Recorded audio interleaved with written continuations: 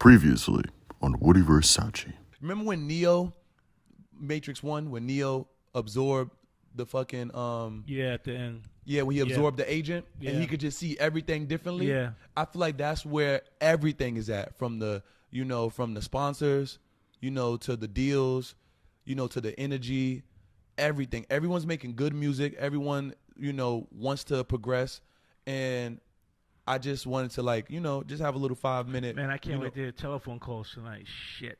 Anyway, go ahead. Yeah, no, that's gonna go. That's gonna go mad. Yeah, anyway, because it's a beautiful thing, man, and I really think that everyone should pat themselves on the shoulder on the flight back to wherever you guys are going, because y'all need to understand that this is the moment where everyone's getting their first Rockefeller chain. A lot of people was paving the way before. A lot of people been here.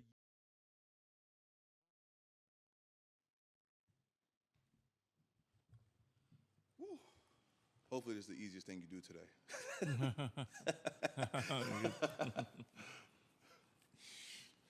You know what? Quite possibly.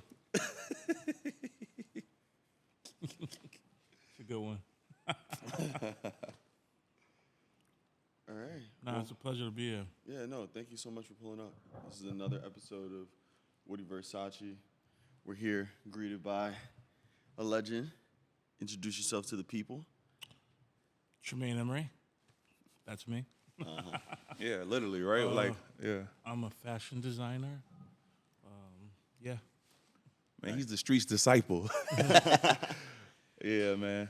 Now, my name's Tremaine Emory from Jamaica, Queens, St. Albans, Walnut Boulevard, owner and creative director of Denim Tears, and done a bunch of other stuff too that I'm not going to run through. Yeah, the resume is... It might come up in episode, Yeah. It'll come up naturally, yeah. Yeah, it'll come up naturally.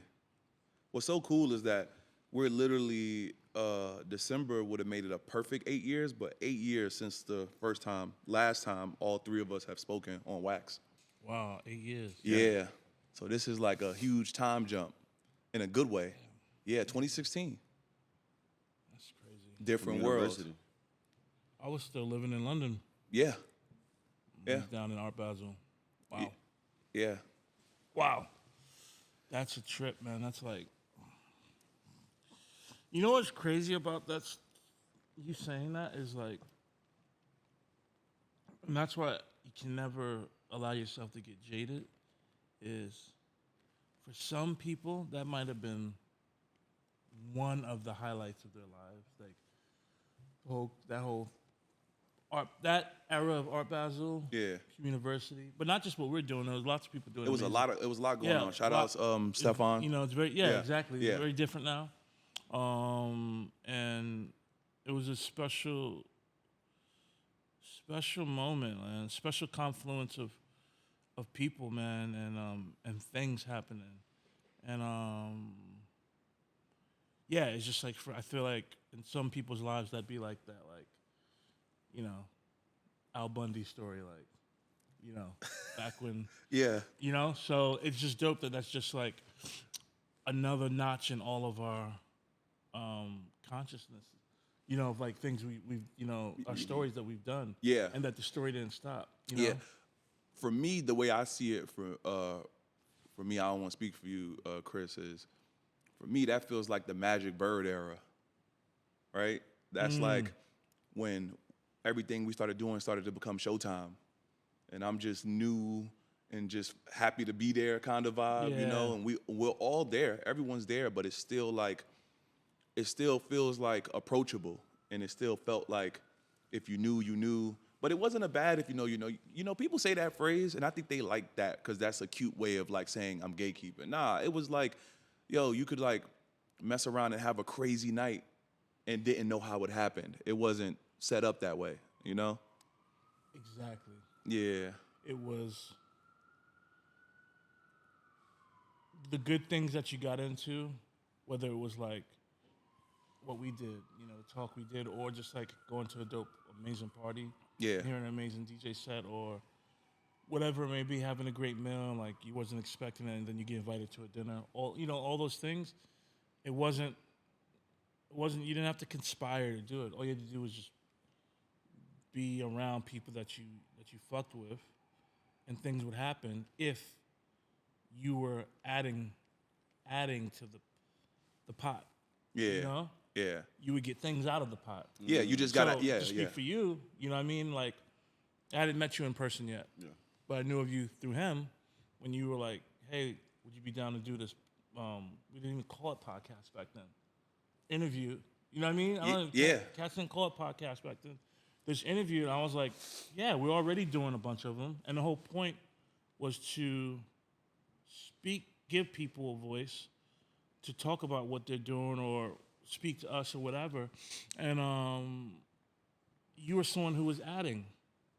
So of course I'm like, we could do film a thing here. We got the setup. Let's do it. Yeah. Because you're adding already. You're not just, Yeah. You weren't like a hanger-oner. That's the thing. Everyone was like a part of it in their own way. And different time. But times consistently change and things come back.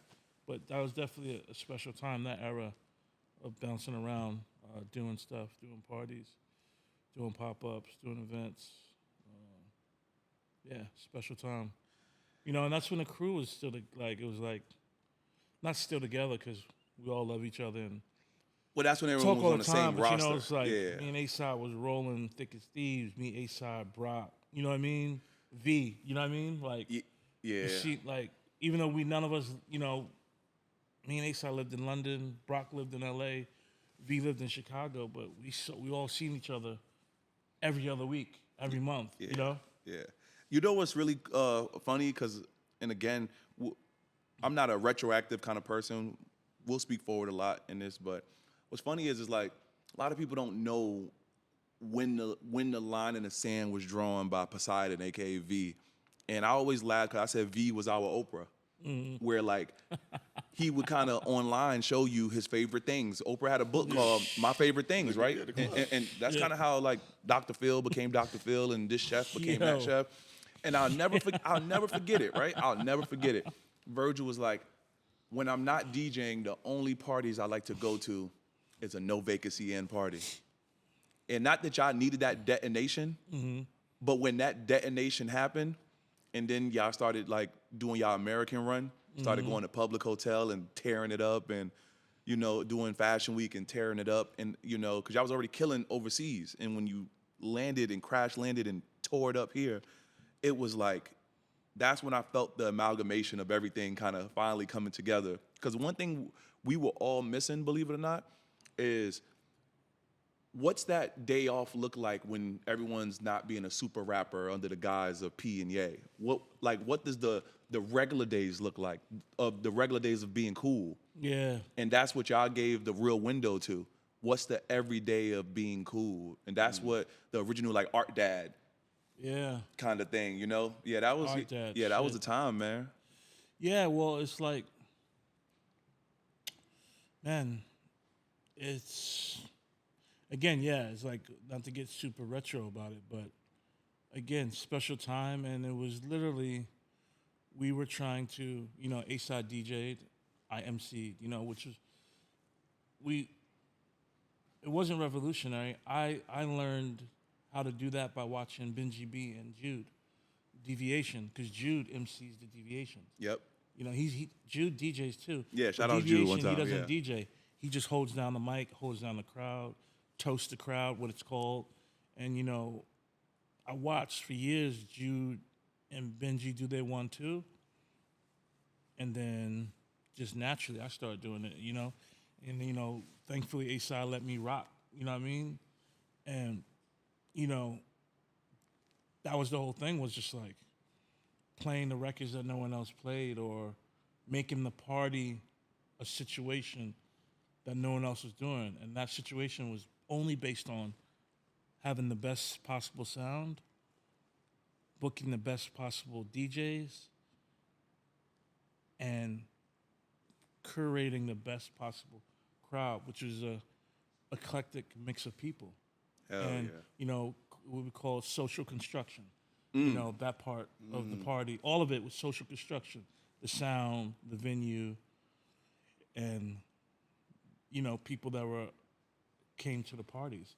And that's what that even before we called it No Vacancy Inn, that's what me and ASAP were focused on, you know, and that was the not even and the plan was there was no plan. The plan was to do amazing parties, and then out of that, if you ever watch the documentary about nightlife or about culture or the art world, if you've read a book, read a newspaper article, it all comes out of that. You know, it's like people meet, talk, conspire, and then go off and do stuff. Yeah. You know, and the music it starts. I always say this allegories.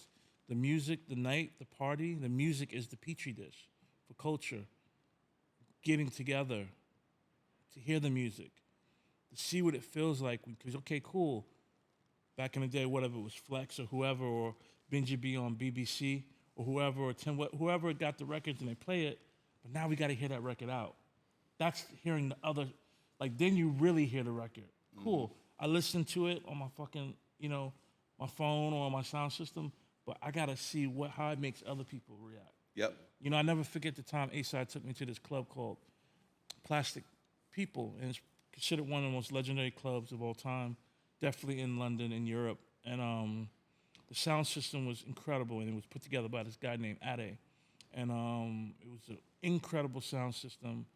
The best DJs played there, and it was just a dark club with amazing sound. I remember A-Side took me there, and someone played Prototype, Andre 3000. This is like 2011. So I had been heard this record. I've listened to that album, one of my favorite albums, a million times. Yeah. I never heard that record until I heard it in that experience. In that dark room with that sound coming off whatever record the DJ transitioned into that record, it was like a different song, you know, and that's what I learned and experienced. You know, I experienced a little bit of it in New York, but moving to London, being fortunate enough to get moved to London by MJ and Robert Duffy, and then meeting A-Side and Benji B and Jude, you know, and Caius and Caius Pawson, you know, and all those other people, and going to all these parties, and you know, basically every night, it was a fucking education in how to. So just like I said, the Petri dish, right? Yeah. Or like the creation of the earth. You know what I mean? Earth was all water, and then lightning, and then it has all the chemicals in the water, and then lightning for 1 billion years is hitting the water, and then single-cell organisms come out of it, right? So that's the same thing. All these nights, all this music, all these happenings, you know, East London, downtown New York, Pigalle, all these places are different Petri dishes.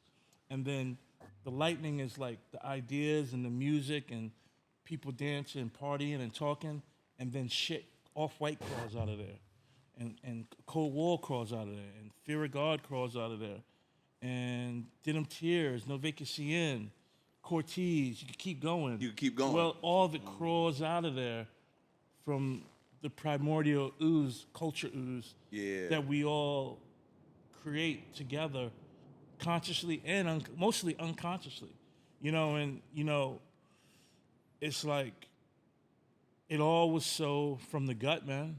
Even like the Art Dad thing. The Art Dad turned into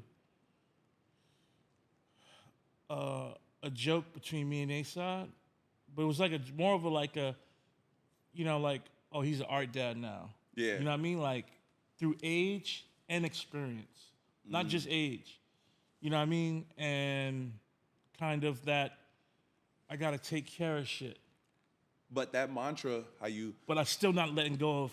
I still care about what I'm into. I don't give up. I'm not giving up on life because I got a kid and a wife or in a job. I'm still on my shit. Yeah, it's that second half of the career that keep going side and what that looks like. Yeah, that's why the collab was so crazy. And I'm not trapped in what I think was the height of my youth. I'm still like paying attention to what's happened and appreciating what the youth's doing. Also appreciating what happened in my youth and appreciating what happened before me. Whereas that's when you're an old head just appreciates the halcyon the halcyon days of their time, where an OG appreciates the whole timeline and the current timeline. You know, that's the difference. Damn, I want to trip you out about something, Chris. I'm getting excited. Make sure this is recorded because that first piece was a trip. We good? All right, we good. So look, because you got my fucking head spinning now. I actually remember one of those days of seeing a lightning strike. I'm gonna tell you the exact day, the exact month, everything. It was All-Star Weekend, New York. Nike had brought out. It was when All-Star Weekend came to New York. Or was that Super Bowl? It was one. I think it was All-Star Weekend. We just had both that year. Right? Yeah, it was like both that year. I think it was like 2014. It was also the coldest New York has ever been in years. Yeah, it was brick. So our tunnel is Westway. Rest in peace, Westway, for sure. Yo, Westway. Yeah, right? So Pigalle collabed with Benji B, and they did a deviation PPP party at Westway with Astrid Anderson. Yeah, I heard that shit was crazy. I wasn't at that one. Listen, that was Not the day. heard, I know it was. I physically saw the lightning of what you're speaking about hit, right? Well, let me just paint the picture. Okay. They basically did a whole culture clash in Westway. So you got Stormzy before Americans really know who Stormzy is. You know, you got JME, you got Skep, right?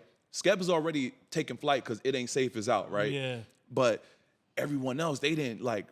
They had to sit there because you go from listening to like Versace and the Migos and the trap shit, and then they're like, cut it. We taking y'all over here with it. Yeah. And you can tell everyone in that vicinity was like, yo, ain't no going back from here. Like, this is what it is. Now it's multicultural. It's your peoples might come from the islands, Nigeria. Your homegirl might come from Norway, Switzerland. We all in this together. And from that day, I saw how it was already changing. It was already different. But I remember that marker, that day, because it was so heavy, right? You got to think, All-Star Weekend is like supposed to be for like the Michael Jordans and that kind of world of politics. But that party was so out there. You know, it's on the water. Yeah. It's cold as ever. That's right by the West Side Highway, yeah. Yeah, like that was different, man. No, and there was parties like that happening. I'm happy you brought that up because that type of party with your literally culture clashing. You know, V used to say that culture clash. Like whenever it'd be a party where it's like this and that, instead of and or, it became and.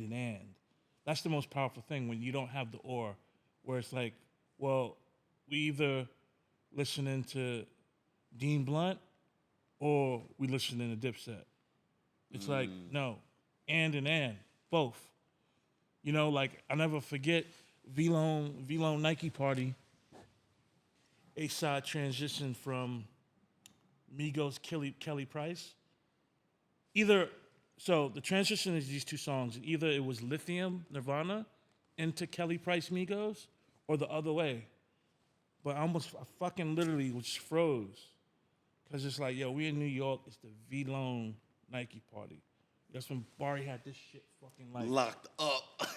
Yeah. Locked, like Yeah. Like locked. Yeah. It's like New York is in the fucking building. And then A-Side's transitioning from Migos to not just like Teen Spirit, like, you know, Lithium, you gotta know Nirvana to know that, you know what I mean? Yeah. And it was just like that's the shit. And I got so many examples of that. It's like, I never forget, like, me and A-Side, we were DJing at the Box in London. And it was some type of party. After, you know, we're on the front stage. It was the first time we DJ'd downstairs in the big room. They always had us in the upstairs in the little room. And one of the guys who ran the spot came up and said, yo, we about to lose the room. If you play another rap record, Dita Von Teese is about to leave. A$AP played, what's that fucking Tyler record off the first album? Fuck school, kill people. What's yeah, kill people, rob shit, fuck school. Yeah. People burn shit, fuck school. What's niggas. radicals? Yeah. Radical niggas. Radical. That's crazy. A$AP threw that on. That was his answer to him. Uh-huh. When he's like, yo, if you play another rap record, we're gonna lose this party. You guys are out of here. Dita Von Teese or whoever's gonna dip, all these whatever people. ASAP put on Radicals. Yeah. And shit went nuts. That was, you know what I mean? Because that's the thing too, is like at that era, it was still, now you go somewhere and you might be in a club and it's all fucking finance bros and all you hear is rap. Yeah. But there was a point not long ago where like we had to, this is like 2014, we had to fight to fucking play rap records in certain spots. Right before it went pop. Like right before everybody was legit. Yeah, we had to fight to play rap records. Like, you know, and that's the thing, the ill thing about the DJs, like a DJ like, you know, A$AP's my favorite, he's my favorite party DJ. No, he's my favorite DJ as well. Yeah, you know what I mean? And, you know, that's the thing. He kept moving and, you know, he don't DJ much no more, so if you hear him DJ, it's a blessing. He kept moving the goalposts. So once the rap shit was, like, accepted, then he's playing fucking techno, you know, hard techno and disco. Even though he's got all the records. He owned about 10,000 records. Yeah. He got more rap records, house records, disco records, rock records, you know, this, that, and the third, you know. So it's just, that was the culture clash. You know, I remember, you never forget, like, it's Scotch, you know, Scotch in London, you know. Yeah. A$AP played Hungry Heart by Bruce Springsteen, you know what I mean? Ill record. And the kids couldn't believe you. Like, a couple white kids can come out like, yo, you playing Hungry Heart? Then you go into some other shit, you know what I mean? And it's like, it was mixing it all together, but not for like, we're trying to be like, We Are the World, but just because it's just better. The tension created when you switch to something else, and then you come and bring it around, or you make them wait all night for that Drake record or whatever popping record that they want to hear. Yeah. We might play it, but you gotta wait for it. You gotta earn it. You gotta stay. Exactly. You gotta party. You gotta be a human. You gotta stay 3 a.m. to hear that record. Yeah. And it's funny, what you're talking about is like, that's actually what you're born out of. Like, what he's born out of is what we kind of fought for, like that tension, right? Yeah. That tension to be both, to be and, right? And then when someone is and, what does that look like at 22, 23, 24? You know what I mean? And that's what I see with the youth now. They're and because everything was an option for them. Yeah. So I don't trip when I see them do anything. Yeah, it's a beautiful thing. Yeah, because even the things I disagree with, it's a beautiful thing because they're figuring it out. They're figuring it out, and I think that's why anytime you do something like I was just laughing with him. Yo, we've been here. I've been here over 30 years on this earth. You've been over here over 40 years on this earth, bro. I never thought to just, how do you call someone who's multi-hyphenated? And he was like, I'm an African American artist. Yeah. Fire. I just never thought of it that way. Yeah. Like, we all do a lot of things, you know. There's a lot of people, multi-craft, art, graffiti, like some rap back in their past, you know, some make beats, some chefs, so like some dudes can drive, like used to hoop, you know. What do you call all of that? When you're all of that, what do you call that? You're just an African-American artist. And also, that, I'm happy you bring that up because that's another thing that has happened, which is a beautiful thing, and I really want the kids to hold on to it, is like seeing the art in what you do and developing it, because someone's not always gonna tell you. You know what I mean? Like, you know, like that's why when people always hear me, probably like, this nigga's still talking about A$AP. You know what I mean? But there's no but. It's like guys like A$AP or Benji or my man Anthony. They all seen the artist in me from when I was still working. Mark Jacobs, assistant manager, doing things on the side. You know, my man Frazier AV, David Sinatra, Stussy. They all seen the artist. They seen the designer in me, and knowing, I was lucky, fortunate, privileged in my own abstract way to have come across people like that saw that in me and fostered it, and gave me opportunities at times, and supported me, because now I feel like I like whether the kid is good or not. I like when the kid's like, I'm an artist. I didn't know you could be like. For me, like art was what was in the museum, which was a bunch of white dudes mostly. Yep. You know, that's what you saw in the museum. You know, and then there was like and then there's like Basquiat, and that's why I was so angry when I learned about David Hammons. I'm like, why didn't I know about this guy? He's been making art for 40 years. Why am I just learning about him? I mean, I learned about him about probably 12 years ago, but still, why did I know about him in the 90s? He existed at the same time as Basquiat. Why did I know who this was? You know, so many artists. Like there's this black woman artist. This black artist. I just learned about her from this woman. Sorry to pull out my phone. No, you're good. That's perfect. Hold on. So there's a woman who I know through buying furniture. Hold on. Anyway, this is black artist, right? She's 98 years old, and she's French, and she's just being honored and recognized for her work at all these museums across France. That's just like what we were talking about on the phone the other day. We were talking about Patrick Kelly. Exactly. Same thing. Paris honors Barbara Chase Ribaud, R-I-B-O-U-D. And Paris honors her like no one before. She had like, woman, yeah, like for real. You know what I mean? Yeah. Oh my goodness. She's 98 and she's being honored, and it's like no one knows who she is. We just get fed like Basquiat, who's fucking. I understand why we got fed him because he's incredible. Yeah. But he barely scrapes the surface of black artists. So I bring it back to what you're saying is, it's beautiful that when you're like hyphen that this that, and he's like African American artist. Yeah. Because that didn't exist. A young black man like him 20 years ago, 10 years ago, was not like, yeah, I'm African-American artist. I do this. I mean, I write ads. I do this, blah, blah, blah, I do this. I'm an artist. You know what I mean? I didn't know anyone that was going to Central St. Martin's or FIT or SCAD or, shout out Kalechi. Yeah, shout out Kalechi. Or Goldsmiths or, what's the art school that it's free? It's right there by Union Square. I can't remember the name. Parsons. No, not Parsons. There's another one. But anyway. And not the new school. I thought that was the same thing. Nah, not new school. Yeah. And it's like, I didn't know about these things. You know what I mean? I knew, only people I knew with passports was my dad because he traveled a lot for his job for CBS, and motherfuckers who didn't make it to the league. Yep. Who played overseas, or cats that went into the military. And then we all got one dude in our neighborhood who went to a good school, and depending on who his older brothers or siblings was, they called him corny. Depending on who it was. If a nigga went to Yale or Cornell, you'd be like, oh yeah, that nigga stayed in the house. But that's normal because those dudes are important now. Look at the show. What's the show? 30 Rock? Yeah. What's they call the black dude on there? Twofer.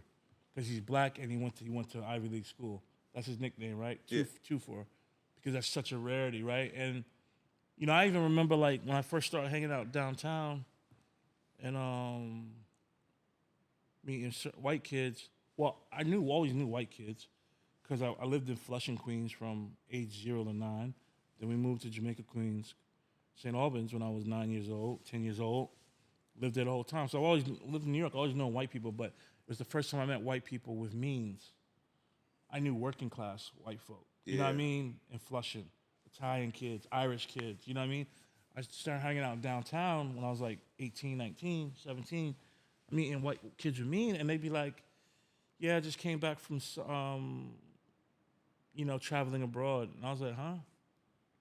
Like, yeah, before I go to college, I went and traveled abroad for 3 months. Yeah. And I was just like, I've never left. I don't even have a passport. Yeah. First time I left America was at age 25, 26. Mm-hmm. I got my passport in like a week so I could go move and work, be a sales associate at Marc Jacobs in London. Yeah. That's the first time I got a passport. You know what I mean? Like, I never left. My mom died age 58 without a passport. She never been outside of America.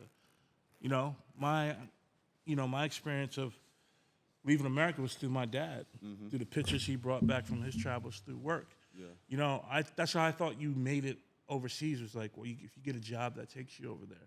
You know, it wasn't like an option where you like go and sightsee, just buy a ticket. Yeah. So that's why sometimes I hear cats get jaded about the way Paris is now and fashion weeks in London and all that, and all these people there that why are they there? And I'm like, you know what? I'm gonna stop saying that because it's fucking beautiful that some black kid was like, instead of buying this, I'm gonna buy a plane ticket and get my passport and go see what's going on over here because I seen Virgil and Ye and Don C and Iben and Taz Arnold over there. And they say that's how they got into the game. And they bum rushed it, so I'm gonna go bum rush it. It's fucking beautiful because it wasn't an option, you know, so it's all, you know, whether I agree with all of it or not, don't matter. It's beautiful because for me, the options when I grew up was like, niggas was selling crack. Niggas was playing ball. Niggas was rapping. Niggas was getting jobs. Niggas was like, go work at the post office. You know what I mean? If I don't catch, if you didn't have an F, you didn't have a felony, go get you a government job. Something like that. Go work at Coca-Cola. Yeah. Exactly. Perfect segue, right? So we've been overdue to kind of have proper discourse with the internet. I think enough people they too scared of the internet. Like we're born of it. Like that, you know, like that Bane on The Dark Knight. Like, I was born in the darkness. Yeah, so it's like so it's like we don't really have a real fear of the internet. We congratulate how brave people are. I think it's more brave to have a fake account and talk shit than it is to be yourself. Because to be yourself means that you're actually looking for help. But the person who's brave enough to expose themselves that they need the help and hide in themselves, I laugh the most because I'm like, yo, you're not even at step one of rehabilitation. You still think the earth is flat, you know? So the reason why I'm saying this is because, and I'm looking at y'all a little bit, breaking the third wall, I think people forget we're black in a country, a united of states, where we were not considered a human at one point. Like coming up into voting, right? Yeah. Voting's coming up. Yeah. We were considered property. Like the way we buy a Bottega shirt or the way you buy some Timbs, we was property. And you sit around and you're born into the privilege of freedom. And we'll get into what being free really is these days. And y'all act like any gift that anyone gives y'all is up to be crucified because of this false tense of having an opinion. And for me, just for me, I won't speak for no one else. For me, I don't pity anyone.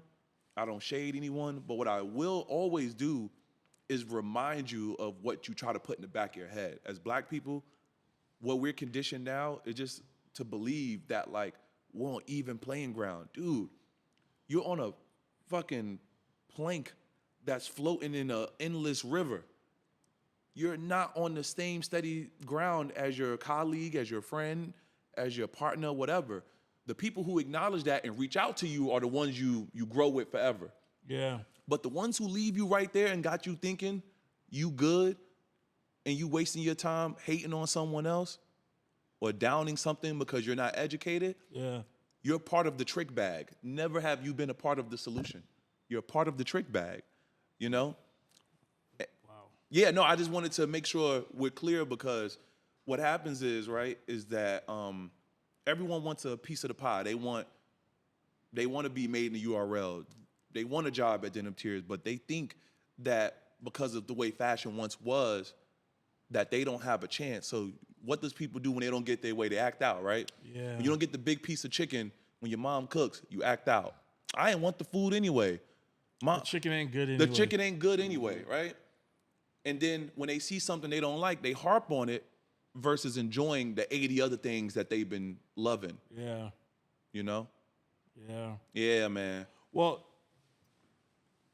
yeah, it's, you know, man, you know, the thing is,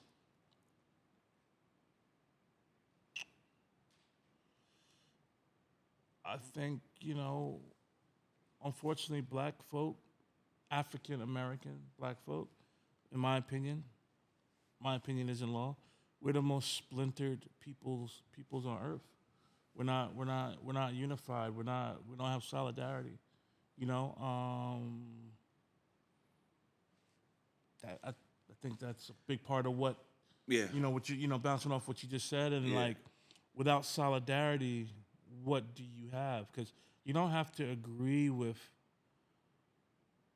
someone who comes from the same ancestral lineage as you, but you can have solidarity with them, because it's why black men or black people give each other the head nod. Why do we do that?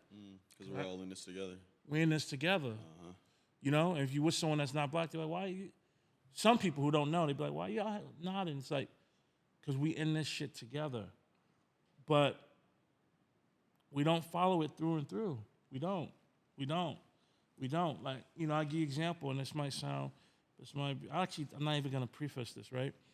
Boom, like, I'll see sometimes in the comments, it's like, yo, you're profiting off of black pain. Did anyone ever tell Steven Spielberg he was profiting off of Jewish pain for making Schindler's List? He got paid to do that. There was a budget. Yeah. Liam Neeson got paid. Yeah. They made money. It was a like, all the money didn't go to Holocaust survivors. Mm-hmm. The film was artful, educational. It's an amazing film. I learned a lot from that film. It scrapes the surface.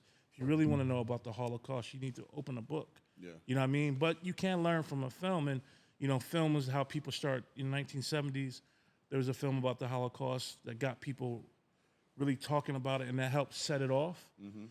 But then really, you need to, like, listen to people that have lived it, read a book about it, watch a documentary, talk to someone that's actually gone through that. Their grandparents died in the Holocaust, or they escaped, whatever. But no one's saying, there's the film that came out called Zone of Interest. Yeah. Another great film. Yeah. That was a for-profit film. So do you see Jewish people saying, oh, Steven Spielberg or this director is profiting off of Jewish pain? That's a painful fucking movie, what they're talking about. But it's also enlightening. So why do black people do it to each other? Yeah. Because you know why? Because unbeknownst to people, don't worry, I'm going to take the arrows today. I got time. Unbeknownst to people, they slot you these unspoken rules that you think all black people abide by. You're black. How can you let someone else give you the rules on how to be you? Yeah. When no one would want to jump in your skin for a week. Yeah. But you'll let someone else dictate how to be you. I think that's the most interesting thing people do. Yeah. It's the funniest shit. And that's why, we were all talking, and like, was talking about like what it's like to be on the abstract side of black, right? I think sometimes people think that when you cross-reference fashion, music, art, maybe you like jazz, you go different places, they think you still don't come from the trap. Yeah. They think you still never know what, you don't know what crack smells like or something like that. Like, no, I just didn't grow in the weeds you wanted me to grow in. I just changed the pottery. Yeah. Relax your body still. Yep. You can still get smacked. The roots are still the same. The roots are still the same. Mm-hmm. You can still get smacked. Yeah. We're just in a different element to spread out what the actual pretense notion of being black even is. Mm-hmm. Because when they do that inside job and they slip you that, black people ain't supposed to be doing this. You never heard that from black people. The things you hear from your grandmothers, the things you hear from your great grandmothers, the things you hear from your auntie, are things you can really take with you. Yeah. Yeah. When I remember when my aunt told my sister about how to actually find a decent man. Real relatives, real people who love you are gonna give you real tools, immediate tools. They don't give you these fake rules that no one's living by. Yeah. And then you go out and go ahead. No, it's like I saw, see an infinite amount of shit on Instagram. 50 Cent was like, he said something, he's talking to someone, he's like, why would I care about what someone says about me that doesn't care about me? And that's basically what you're saying, right? Like, grandma care about you. Grandma care about you. It doesn't mean she's going to be right, but at least you're going to filter, and when she gives you that advice of what type of man, how a man should treat you, because grandma cares about you. But these people who people have more of a voice now. Obviously, a million people have said this because of social media and this and a third. But people are also just screaming out in pain. They can't handle what they see in the mirror, or I don't know. And it's actually not for me to figure out. But again, I just it's like I never forget my wife. I brought this up before in other interviews. Something went down. I think it was around like me leaving Supreme or the Kiss My Grits collection, and my wife was just like, "Has anyone ever came up to you and said any of the stuff that people say in your comments?" I said, "Nah, people just want to take pictures, ask for autographs, give me hugs, want to send their portfolio, tell me how much the brand means to them, tell me the shared experiences they had." No one's ever, she's like, "Yeah, I thought so." You know what I mean? That's what she's like, "I thought so." No one's ever came up and, you know what I mean? Like, all the stuff that's why it's funny, like, people will be like, "How do you deal with it?" I'm like, man, I've been at parties that have been shot up, had people pull guns, and I'm not a street dude. I'm like a guy that grew up on Farmers Boulevard, that played basketball, got fly, and was cool and everyone. And I've had experiences where street shit. Yeah. So imagine my friends who actually were in it, right? Who was actually in it, yeah. Like gone to numerous funerals from people murdered. And I'm not saying anything that is any different for any fucking black person that's grown up in a hood. You know what I mean? Yeah. So that's another thing too. It's like, so when someone's like, "What was it like dealing with the outlash about the Arthur Jaffa thing?" I'm like, I've seen worse, man. I've seen worse. I've seen way worse. You know what I mean? And I know people that are still going through that type of stuff. I still get the text messages, phone calls. I hear what's going on. Like, my OG runs one of the manager at my store. You know what I mean? That I grew up under hanging out with. He spent 10 years of his life in the feds, selling drugs, like selling weight, moving, with a crew. Like, that's who I came up with. Like, I learned some of my hustle from them. Yeah. I never sold drugs, but seeing their mentality, they're going out and getting it. I learned something from that. I'm not saying whether it was right or wrong, but I saw that, and that's a part of my how I move too, just as much as me rolling with A-Side and V is rolling with my man Nigel and his crew from Southside by 40 P's and all that. Hey, but this how you know Nigel's thorough, and like being real has nothing to do with always like having these litmus tests or these little check marks. He's been listening to us for years, since that 2016. And just between us, I see him at the club, he'd be like, "Yo, you was talking some shit on that last episode." I look at the nigga like he was an alien. He was like, "Yeah, I listen." One of the smartest human beings I've ever met. It just go to show you that like realness is not always about like these backlog check-ins. I was also laughing while you was talking because someone's gonna be listening and they're gonna be like folding shirts at a store somewhere and be like, "I don't want to send my resume." Nigga, you should. Okay? Like, get up out your ego. Like, all right, you live in Delaware, you live in North Texas, come fuck with us, all right? It's open season for everyone. That's interesting. That's the double helix in terms of like the both sides of how you've learned how to be, like you're saying, like him and then A-Side, and where that comes to, create somebody how, like, your viewpoint and how you approach things and stuff. Like, people don't understand that other helix. Well, it's interesting. Yeah, I'll bring something up, right? Like, so my friend Soil Thornton, they identify as they, them, trans. So we were all out.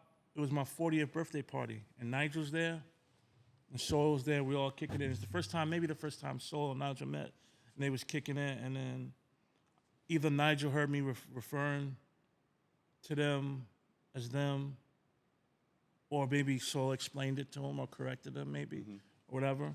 And so then the next day, I remember we went to John and Vinny's for breakfast. They got a good breakfast. And this is when I still lived in L.A. Nigel, cats flew out for the 40th.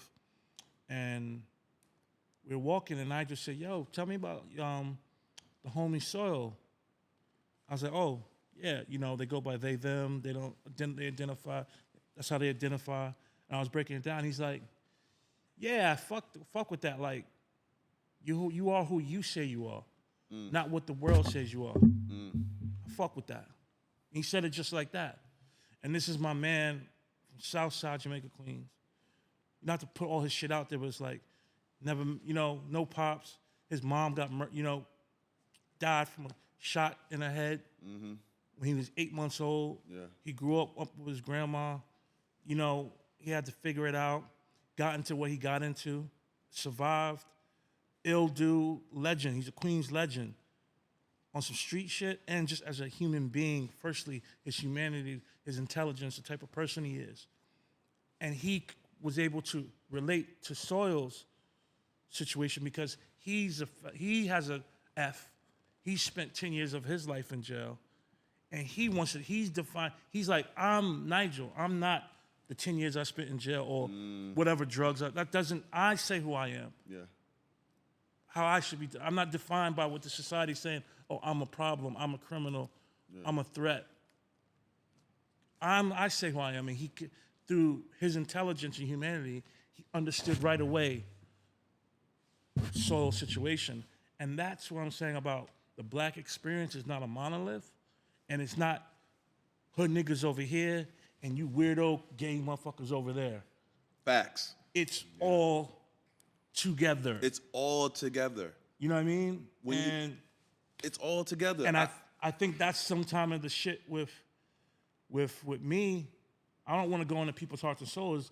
They're like, how's he black and pro-black, but he's married to a white woman, and because he doing this and he does that, and it's just like, yo, like, this is basic tenets of humanity. Like, what you are is who you define yourself are. And because you read Malcolm X doesn't mean you can't fall in love with a fucking white Irish woman that was there for you at your bedside while you was fighting for your life for 3 months. And she sat there every night with you and slept on a lazy boy when she could have been doing anything else. And I'm not going to be like, you know what? I love her, but she don't look like me, so I'm not going there because I've lived long enough. My first girlfriend was a girl named Kenya. Beautiful, amazing human being. God bless her wherever she is now. First girlfriend, we was together like 7 years. Got together when I was 17 and she was 16 or something, or I was 18, she was 17. We got together. She went to Cardozo, I went to Thomas Edison. Guess what? No internet, no comment section. I had people hating on me because she didn't have a fro. She had a fro. She didn't have a perm. That was 1999, 98. Yeah. This is before, neo soul and all that shit. They wanted her to look like Total. Girls was hating because she was bad, and because she was with me, and because they were like, why does she have a perm? Her family was so. I've had black people talk shit about me because I was with a black girl that had natural. Yeah. Now everyone got natural hair, right? Yeah. Everyone got dreads. Everyone got natural, and it's beautiful. It's cool. It wasn't cool then, so I just don't give a fuck about making anyone happy, other than people that care about me and myself. I just don't give a fuck. And you don't have to. And to make a joke, because like this is how much I've defeated that way of thinking. There's such a reset of people not understanding, and I blame it on when COVID happened and people was using the term woke. Yeah. So people think that when you are into, because again, it goes into a lot of people thinking we're all good now. They think we all good now because you can hit the lottery and become, or you can be on Love and Hip Hop. People think it's all good. It's not all good, right? But the joke to it is this: it's that people think now if you're into African American studies, not that you're, Miles Davis or Angela Davis or any Davis. They think you're actually Dr. Umar. So that's the joke of it. They think you're Dr. Umar. And then the other part is, right, Black experience has become a character of itself in the media, and not in reality, but on the second self, which is the internet. Yeah, no, the internet isn't real. Yeah, I love that second self part. The second part is, and a lot of old folks in the South say this, and I think Shannon Sharp has said it, but I love this reference. It's that, a hater could see Jesus walk on water. and a hater will say he's only walking on water because he can't swim. They will disregard a phenomenon to nitpick because they're not good. Yeah. If you're not good, no matter what you see, it's not enough. It doesn't matter what it is. You could have been with anyone. It's not enough. And that's the thing with all these labels and this over-indexing of information on the sense of like, but not real knowledge, because it's like, the word woke, it's like, yo, niggas was reading Malcolm X and Ashada Shakur. Me and my man Watt, we was reading that shit when we was like 15, bro. I remember Watt gave me the Quran. You know what I mean? We was reading all kinds of shit. It wasn't woke. Everyone read. You know what I mean? The most street cats was reading books. It was well read. Like, it was a regular thing. Like, it wasn't a special thing to read a book. It was part of being fucking human. Like, it was part of the human experience. It really was. It really was. Reading a book, you know, I forget, like... We might got to bring back book fairs. Shit, I remember, like, Curtains, man, he had the book club. Curtains used to do a book club, bro. Tumblr and all, the Dior and Jordan Tumblr and all that shit. Yeah. But anyway, I remember ASAP posted a couple books. One of them was Plato's Cave. It's a deep book. I never read it. I have read some Plato. I particularly like the Apology, where he's defending Socrates.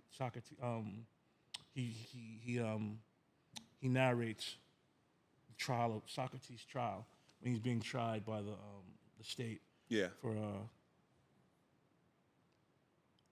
And ASAP posted Plato's Cave, and then Nigel wrote, it took me forever to get through that book. Great book. And I sent that, a screenshot, sent it to ASAP. He's an ill dude, he read that book. But I wasn't surprised, neither was ASAP, because we know Nigel's a hyper-intelligent human being. But someone's gonna look and they're gonna be like, felon, how he dresses, how he talks, he's from Southside Queens, that, and the third, and be like, this guy doesn't read Plato. So it's just like, all this woke shit's bullshit, man. That's just people posturing. Posturing and projecting, trying to project.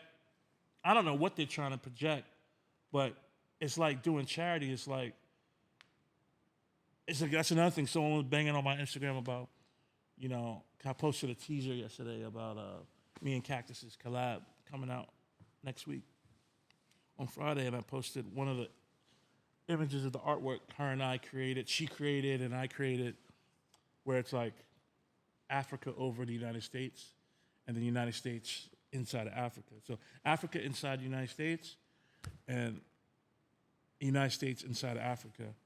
And someone's like, what do you do to help black people? What charity you do? And it's like, guess what? You'll never know.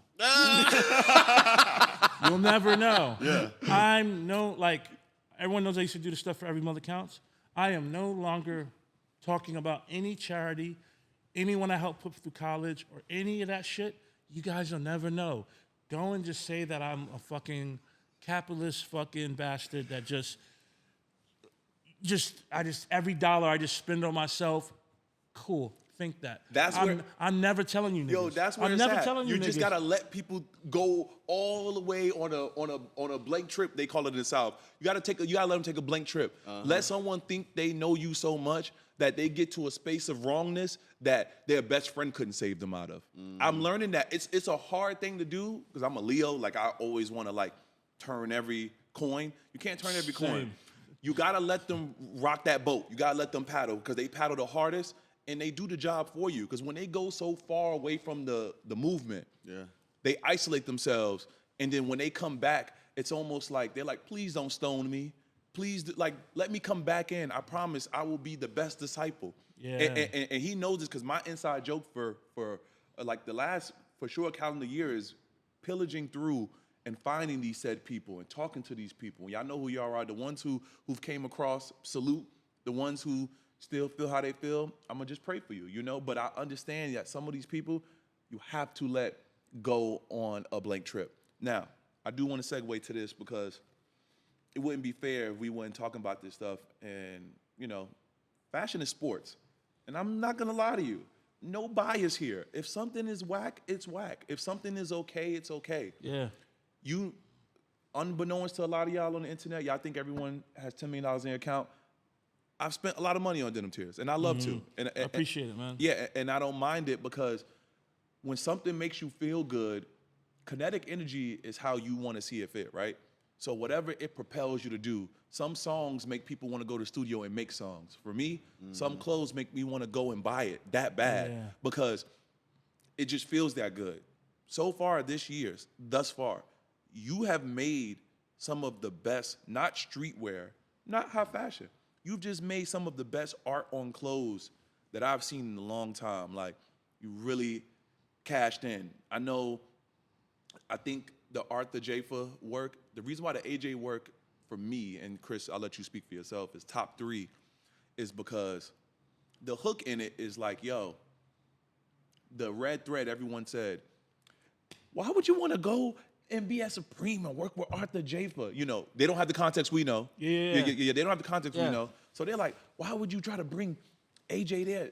That should have been more of a you thing, right? You make it a you thing, and the streets go crazy. Yeah. You know, the streets go crazy because the shit was so ill. It was so well done, right? It made a lot of people understand, because the average hood dude don't know what a motif is. It's not to limit them, but it's just, they don't know what a motif is. All they know is they like, hey, y'all saw that shit online? That shit hard. I need that.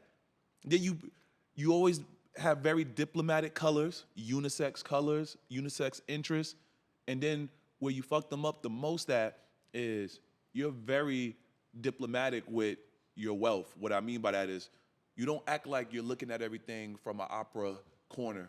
You're like, yo, I'm down here with you. You tag me, I tag you back. Let's play the tag game. If you out here supporting me, I'm gonna support you.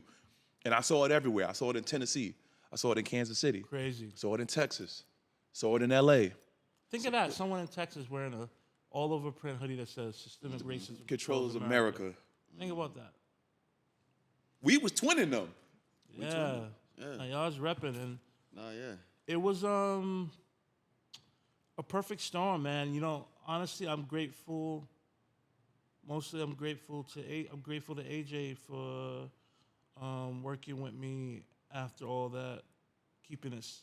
Not that I was surprised, you know, like AJ literally was coming to visit me when I was on dialysis in the hospital. You know what I mean? He'd come there, hang out with him and my pops, and they chop up game on like film the films and shit like that. And he actually, it was, I remember I was like, because whenever I'd be on a dialysis, it'd be like a 4-hour process, and they taking all the blood out your body and putting it back in. So I'd be so tired and weak, because I was also tired and weak from recovering from the aneurysm. On top of that, doing a dialysis. So I remember AJ showed my dad the message is death. Death is the message on his phone. And my dad was like, yo, this is incredible. Because my dad loves art. He loves film, you know.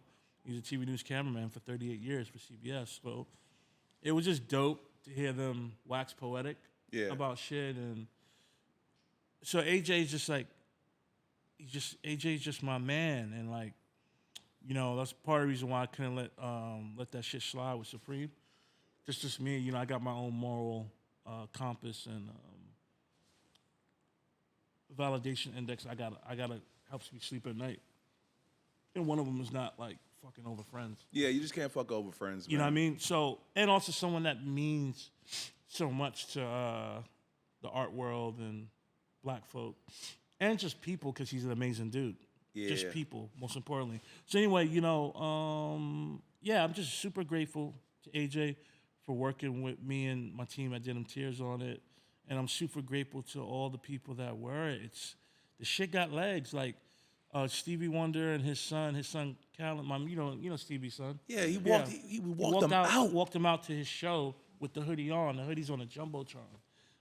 You know what I mean? So it's like, it's beautiful, man, and it's like, it's one of those things that, goes down in history, and I'm just grateful really grateful to AJ, and grateful to every single person that bought the T-shirt, you know, people of all colors, races, wearing it, repping it, and it's like you can't rep that. Like that's why I put like a friend of mine, right? He's an amazing art director. He said, "I love the AJ. Well done on the AJ stuff, but I wish you didn't put the systemic racism, mix it with the Supreme flip, which is really the Barbara Kruger, Karis One flip. I wish it was separate because they're both dope. And I said, nah, I had to put it together because you can't wear all right, you want to wear the Hulk, the Black Hulk, you got to have that systemic racism because that's what creates the Hulk, the systemic issues. Yeah, and that's what creates that AJ's alter ego of LaRage. It's literally called LaRage, that character. Yeah. It's him. It's the angry black person, the frustrated black person. Yeah. The systemic issues that have been resonating in this country for years and years is what creates that. So you don't get to, because it looks cool. It just looks cool. The Hulk, black, tattoos and all that shit. But you gotta, if you're gonna wear it, you gotta have that systemic racism controls America on the back. What's also dope about it, because, we work in advertising, that was a writing exercise. If you would have lost that, it would have actually filtered the message. Because you kept that, you allowed someone to understand the tension. Yes. Yes. If I wear the casket tee or the lynching tee with no context, people can't get a feel for what I feel. Yep. The writing, because words is how you describe everything in the world, literature, when they see that, that's the end card. That's the end card of my commercial that I'm wearing. I'm wearing a commercial and the end card is, hey, I want you to see that. I want you to feel that, Yep. And then even on tees, it hit a little harder than the all over print because of the lashing we all take as black people every day and our ancestors have taken, and wearing it in a powerful way gives me power. I don't know about you niggas, but like I'm not in the business of losing. I'm in the business of winning while I'm here physically. Yeah. And letting my work metaphysically help others who can't help themselves. Yeah. And that's what that collection within itself did.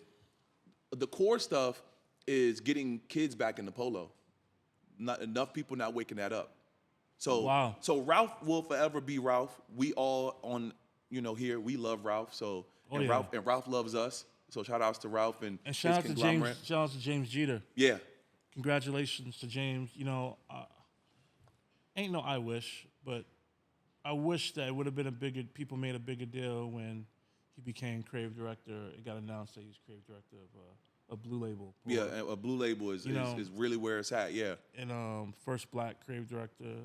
It's an amazing accomplishment for him and for all of us. And, he's already done great work. His story's incredible. I think he started off working at the store, the rugby store. Yeah. As a sales associate or something. Yep. And he's worked his way up to creative director. It's fucking incredible. And, salute to Ralph, too. Because actually, I just know through insiders, Ralph's been trying and diversifying his workforce for pre-BLM. Like, I'm talking about for the last 20, 25 years, he's working in some cases, and I've never met him, so I love his work as an artist. I don't love him, I don't know him, so I'm not trying to, but I'm just saying, I just noticed from black folk who've around that Ralph Lauren orbit, it ain't a perfect company, but he's been trying to, even fighting against his own company in ways to get black people and people of color more involved. That's fighting against because every company has systemic racism and white privilege and white supremacy in it, and people who own these companies have to actively fight against it. It's like our bodies. All our bodies have germs in it. Yeah.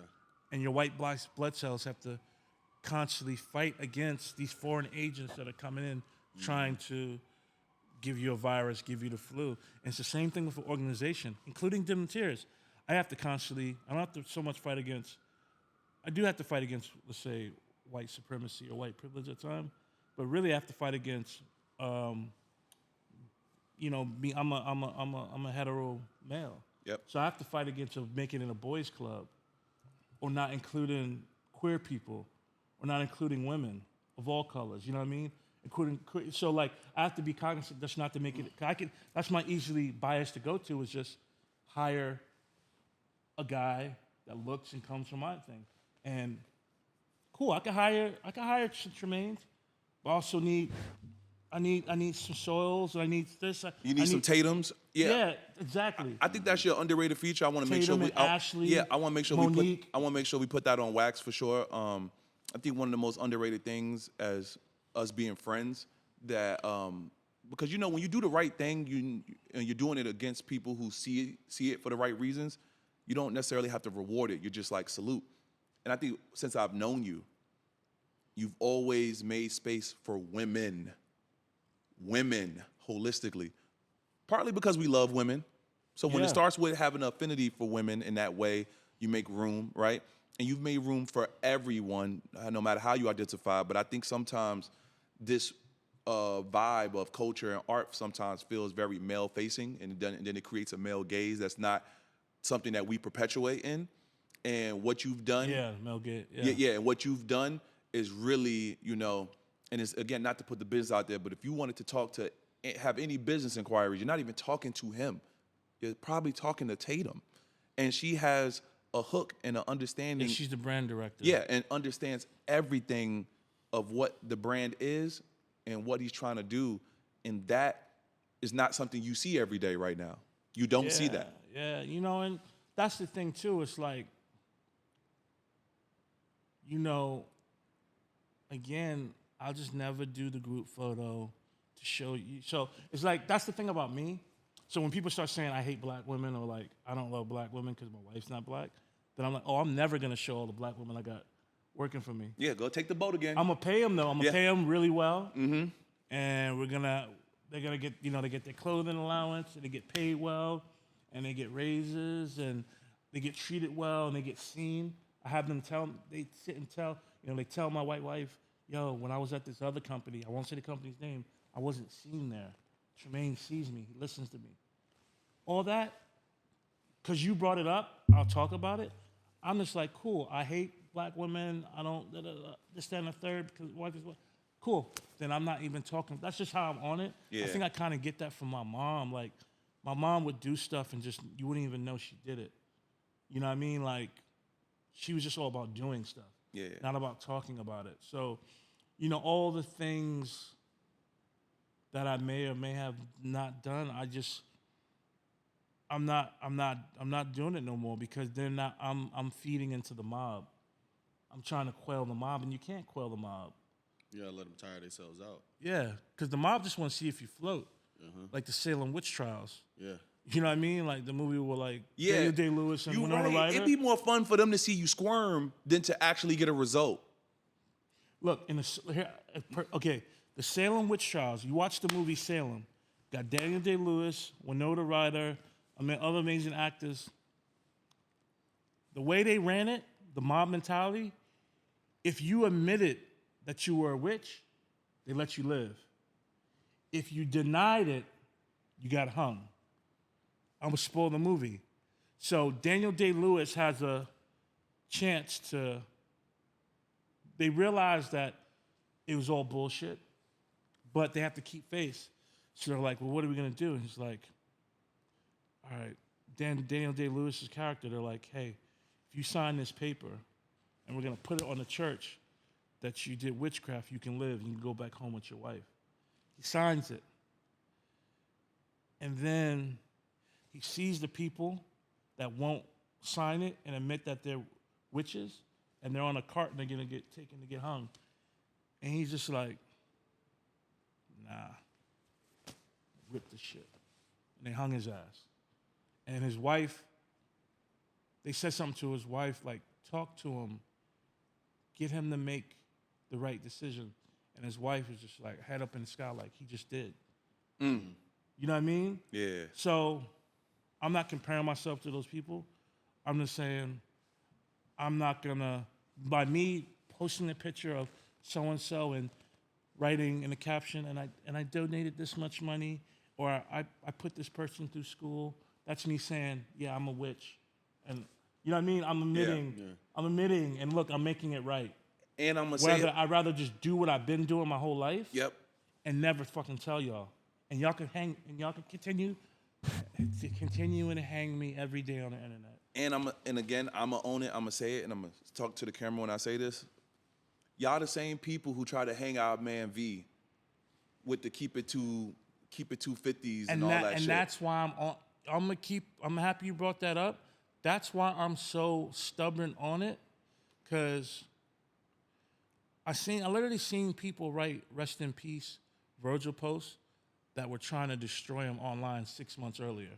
With the whole Milan thing, saying, he has a fashion company in Milan, which is super, it's white people.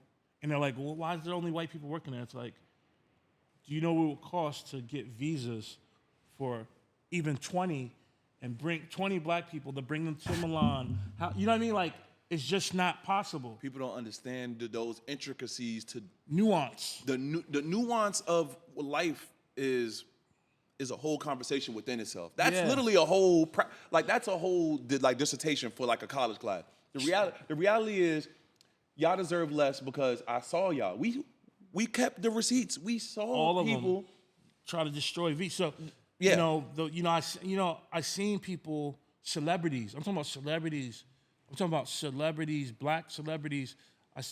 I'm not gonna say his name. He knows who he is.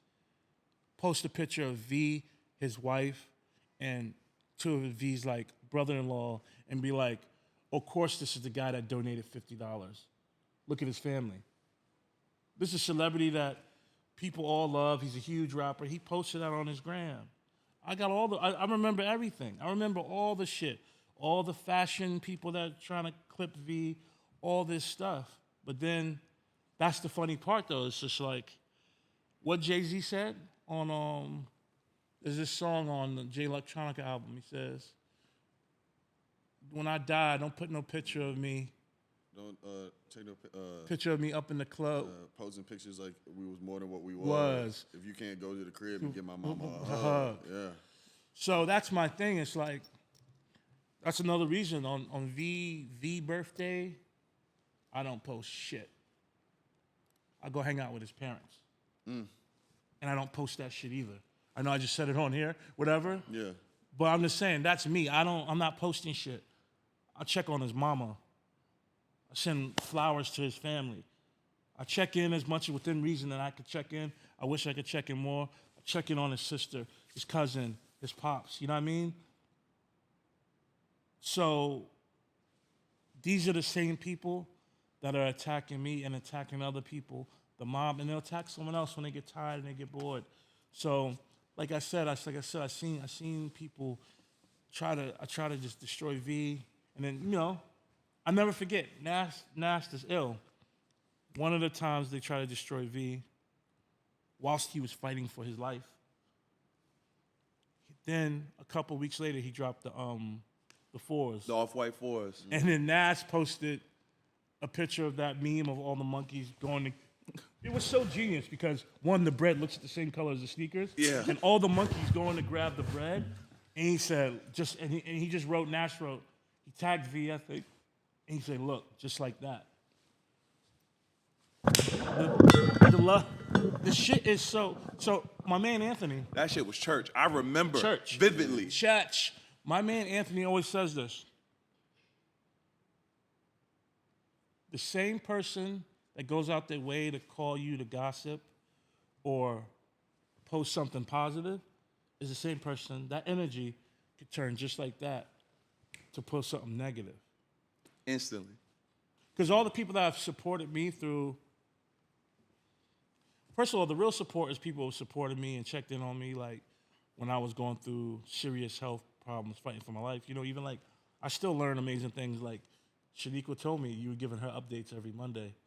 You know what I mean? She ratted you out. And that just like, shit almost made me cry because it was like, she's like, Ish, dude, because like you posted something and then I reposted it. I'm like, yo, I appreciate the love. And Shaniqua's like, Ish, do love you. He's giving me updates every Monday when he was in the hospital for those 3 months. Every Monday, you know, Shanika was around the world doing her thing. Yeah. Shanika Jarvis is an amazing photographer, Shout out an to artist, and we all know her and love her. And this is almost 2 years after the whole situation of having the aneurysm, but she just gave me that little jewel that she was just updating her, because obviously you were privy to information. You know what I mean? Yeah, but to be fair, it was a cohort of love, and I think, and I'm just being honest, and this is why I know the culture is in a good place, was that I think everyone felt how, not us, me and you per se, but how lost collectively everyone was with V. Yeah. And people weren't involved the way they could have been. Yeah. And I think with you being, you know, like the czar, not by choice, but because the system had created a system. I mean, just let me cook y'all for a second. Yeah. I mean, so the system has created this thing where financial elites love the Virgil system. And the Virgil system is you let one person be the czar of all people since we can't touch them, and you let him identify who we give money to and what we exploit. And they loved it because it created so much fat that they were able to not do their job as well. Why would I have to do my job hard and find out who's the next J.W. Anderson when V will find them for us? All we have to do is give him a big enough salary to traverse the world and scour the world, and he will be this talent proprietor for us. The CCO. The CCO of the culture, per se. When he was gone, everyone said instantly, it has to be Tremaine. It's a no-brainer. It has to be T. And no one ever asked you if you wanted to even be that, right? And this is why you know God has the most funniest sense of humor, because he says, oh, you're going to try to make one of my strongest warriors someone for y'all to use? I need him real quick. And took you out of the equation. And all that happened was the people who really loved you, it was a coalition. It was a cohort. And everyone was like, yo, I don't need to pry. We just need to know he is good. And what can we do on our side to make sure that he can feel loved while he's fighting and when he's back on his feet? Because this is a strong man. So within that coalition, it was a lot of like, hey, like, keep it chill, but this is the situation. And Shaniqua, you have a beautiful relationship with her. Yeah. And I have a beautiful relationship with her. So in my mind, I said, hey, if I know this woman to be true, she deserves proper understanding because she's going to do the right thing with her actions and appreciate him when he bounces back. Because it wasn't a if for me. It was a win because it just was too uncanny and I knew it was a bigger play. So again, not that you needed to hear this, but I'm very happy you're here right now. I'm happy you're existing for yourself. Yeah. I'm happy you're existing for your child. I'm happy you're existing for your family still. Yeah. You know, all that is beautiful. You know, again, I'm kind of riffing, but when I saw your family at the wedding party and everyone was like in really good spirits and everyone was just happy to be somewhere, it reminds you that like the person you care about, they come from something. Yeah. They come from something and it's like it's bigger than them. And what you create is like this, again, this plateau that we all get to like benefit from. We all have our own plateaus, but we get to benefit from it. And so that's great. But to put a dot on this whole thing or put a button on it, that czar shit that they do is crazy because that's why the recession has hit culture as hard as it has, because that system, they love it so much. They still want you to come and step in. People are more mad that you left Supreme, not because of the job, but because of the obvious wins you would have created for lazy niggas. You took their glasses away. You took the 3D glasses away. They like, yo, he was gonna make it so easy for us to figure out what's what. Yeah. And he took the harder path. He empowered himself. But that's the thing too, is like,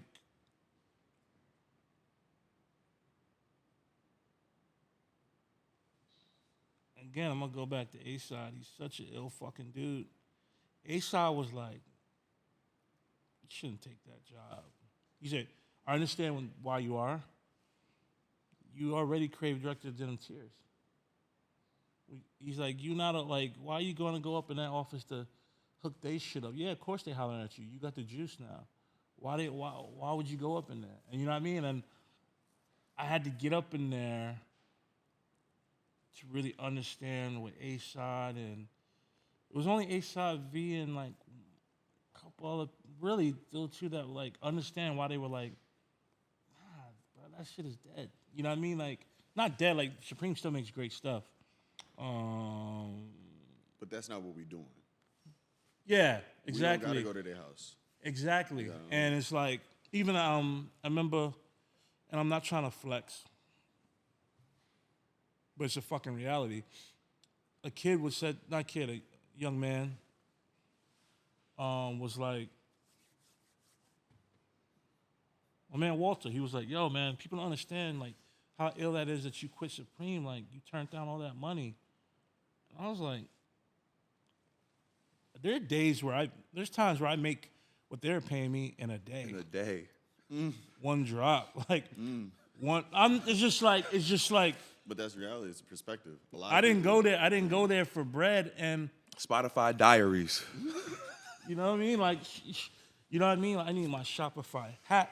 It's like, yo, it's like, and I'm not trying to flex, I'm just saying but it's beautiful that I'm talking to Walter, who has a brand, Wagyu. Shout out to Sobey and Walter. Yep. His brand, Wagyu.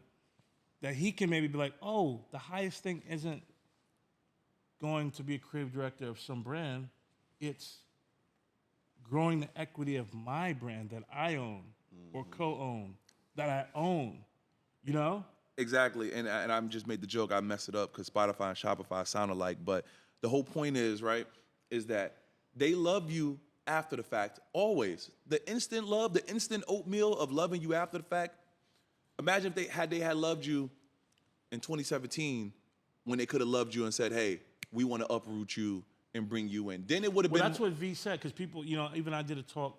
Sorry to cut you off. Yeah. Mind if I cut you off? No, please. I did a talk yesterday at FIT, and the woman really was like, really studious in her research on me. And she said, you even said that Virgil said you shouldn't take the job. And what Virgil said, he said that, but what he said, how he said it was, why are they asking? And V always used us. When V got the Louis job, I said, congratulations, V, you did it. He said, no, we did it. And he said, why are they asking, meaning Supreme, why are they asking us now?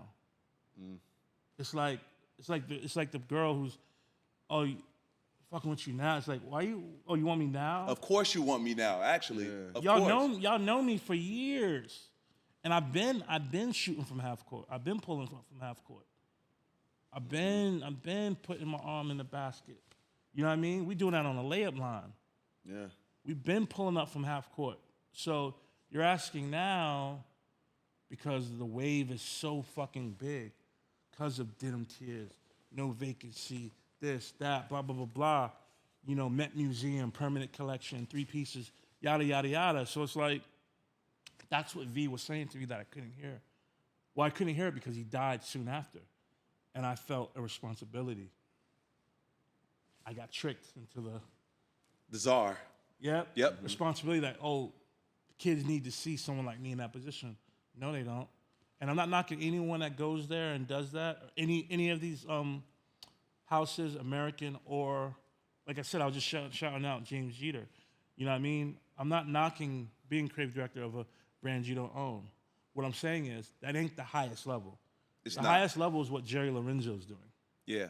The highest level is like Sam Ross just sold a company and started a new one.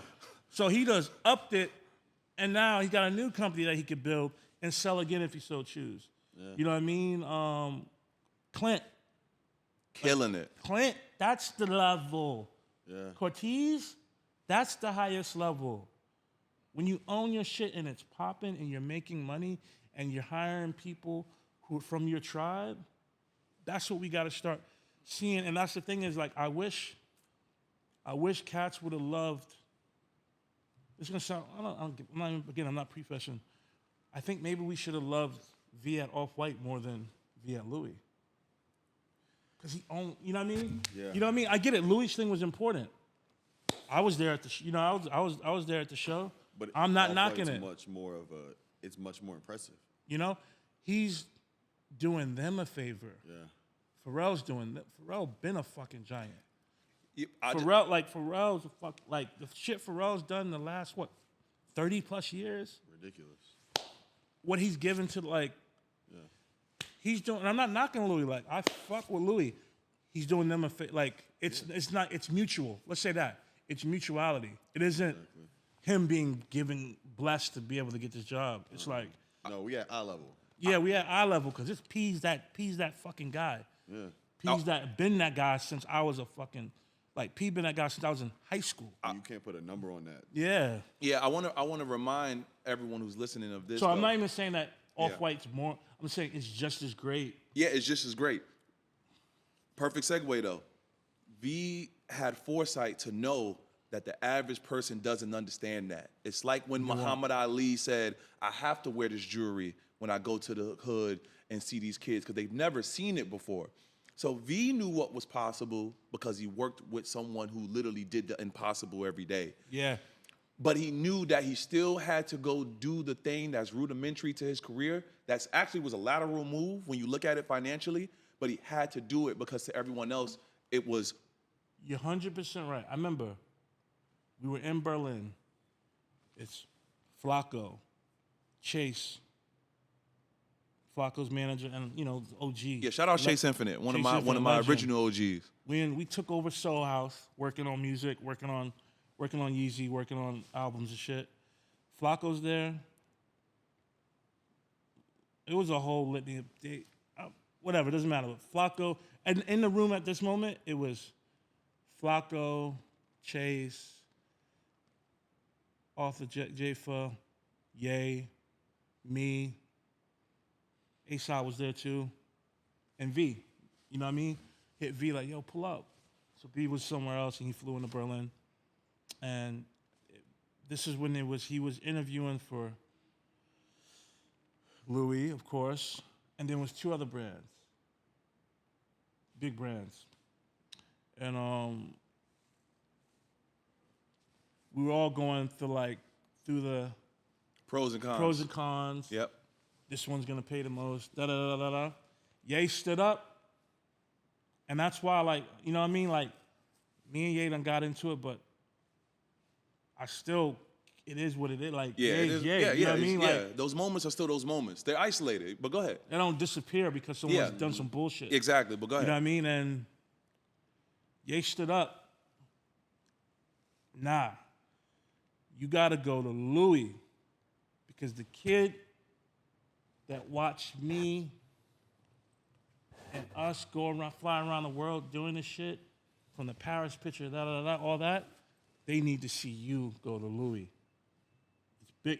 That's the most powerful. So you're right, and that was the power of him going to Louis among so many other things, and he deserved it because he was and is incredible. But yeah, I never forget that moment. We were just sitting there, powwowing. And Ye stood up and said, "Nah, it's gotta be Louis." And we're like, "Yeah, you're right." You know what I mean? And that's the way it ended up going. But but I will stand on what he did with Off-White was just as impressive or more impressive. It was the hardest thing to actually do when you really think about it. He took a soft idea. He soft launched being a designer with Pyrex.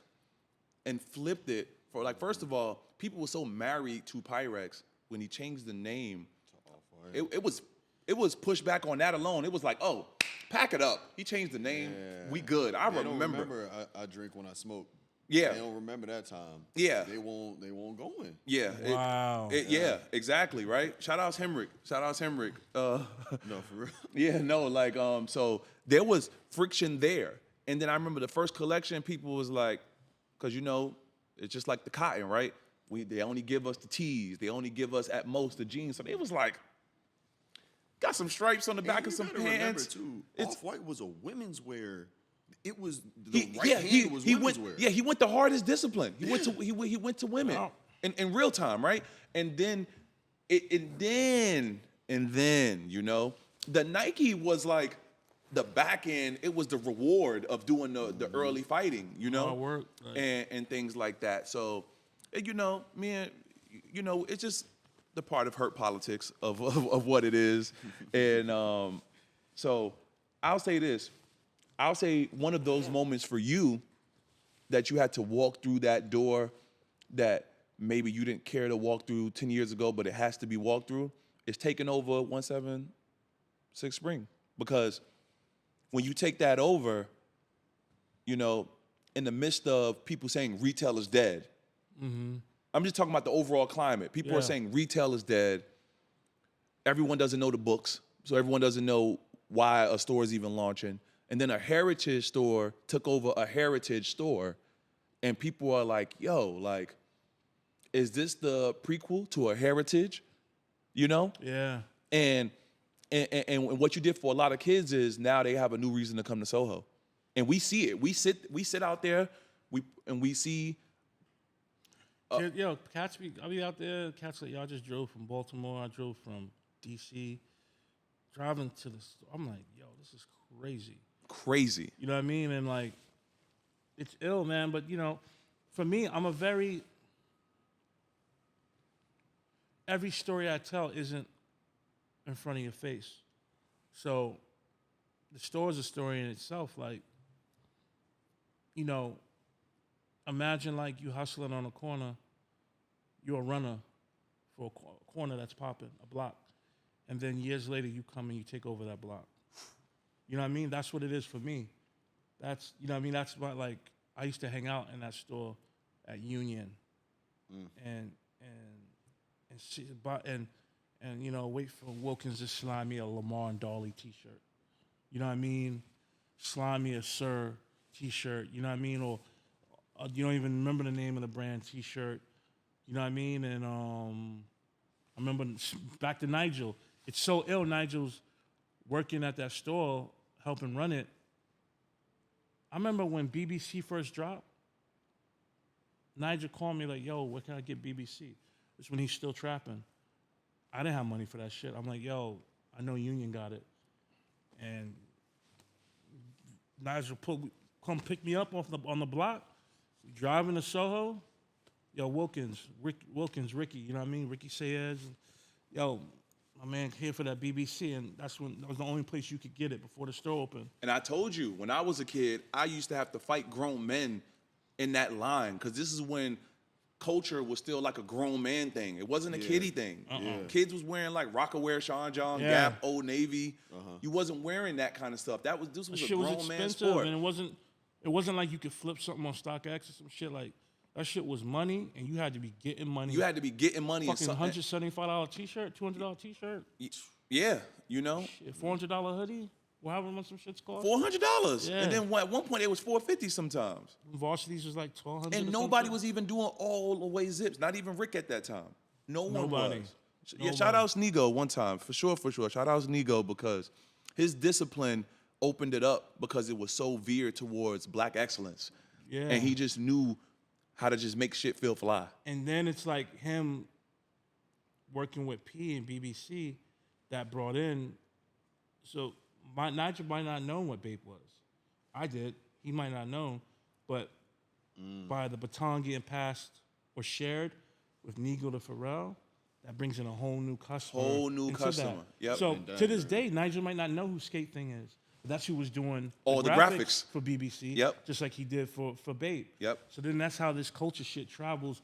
So this shit traveling from Japan to fucking 40 projects. Yeah. Because Nigel was the first nigga in Southside Jamaica, Queens, wearing BBC. For whatever it's worth, that's facts on my firstborn. Nigel was the first one rocking BBC in the hood. Facts. Hold on, can we flex? Because no one's been, and I'm not dissing no one's been smart enough to ask you this. But I think the dopest thing you do is your relationship with St. Michael's. So you have a whole different customer base in Asia that sees your brand in a totally different way. Yeah. I'm one of the only people, because I just know how to shop in Japan and I still have plugs out there, where I buy that shit and I import it. So when people sometimes see some of that Denim Tears I wear, I'm like, yeah, this is an import. You can't even get this seated. Yeah, St. Tears, yeah. You know, so that flannel, you know, and you know I have a great relationship with Angel. Shout out to Angel one time, you know, because Angel's the DNA. I love Angel, man. Angel's dope. right? So every time I see Angel's page or something, I'll just go to tagged because all the Japanese people will tag him, and I'll see all the new shit. And it's almost like what it feels like to me is your purple tape, and I'll explain what I mean by that because people don't know the actual Raekwon album was purple for the people who was in jail, not for regular consumers. So that St. Michael stuff is out there just for them, and it feels a certain way, and it's dope. But the only way you get it is if you know someone out there. Yeah. You know, or if you know how to translate a site, or if you got Amex, things like that, or proxy. Yeah. So when I get to where that, you know, you see a lot of rappers with it, but other than that, it's kind of quiet. Yeah. And so without you even trying, you've made a purple label. Yeah, it's funny it's funny you bring that up. It's like, damn, it's wild because it's like the breadth of work. It's pretty vast. The breadth of work, Again, I got to shout out my man Cali and Cali DeWitt and James Savage, who they do St. Michael with Yuta from Ready Made. Yeah, you know, I know. Yeah, Yuta. Yeah. And, Yuta's an amazing designer and artist, and also artisan. It's the way he makes the sweatshirts and distresses them and stuff. He's incredible. And Cali's an amazing artist and fucking just like cultural walking landmark. You know, James Savage, an amazing artist. To me, the best graphic designer in the world. Denim Tears would not be the same without James Savage.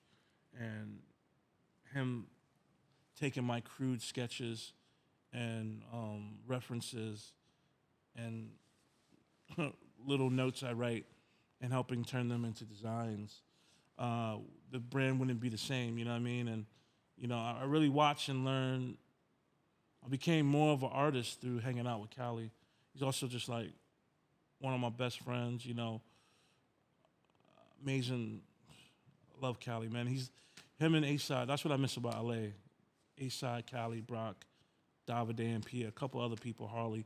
But that's what I miss about LA is some people, and Cali's one of the main people. Like, we just sit on the stoop and he just tells stories. Ill dude. And St. Michael's a great brand. And yeah, St. Tears is just an ongoing collab. And if you know, like you said, not to do the gatekeeping thing, but if you know, you know, because it's just like, you know the thing? Again, I did my stubborn shit.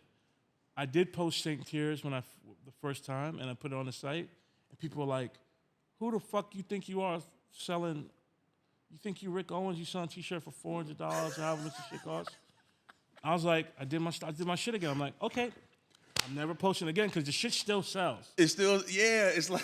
Yeah. So you was your savior, varsity. If y'all want to be like mad and say I don't deserve to sell varsity for 4,000 or 3,000. Oh yeah, you just got me fucked up. I forgot. And Bron wore it with the fucking yellow.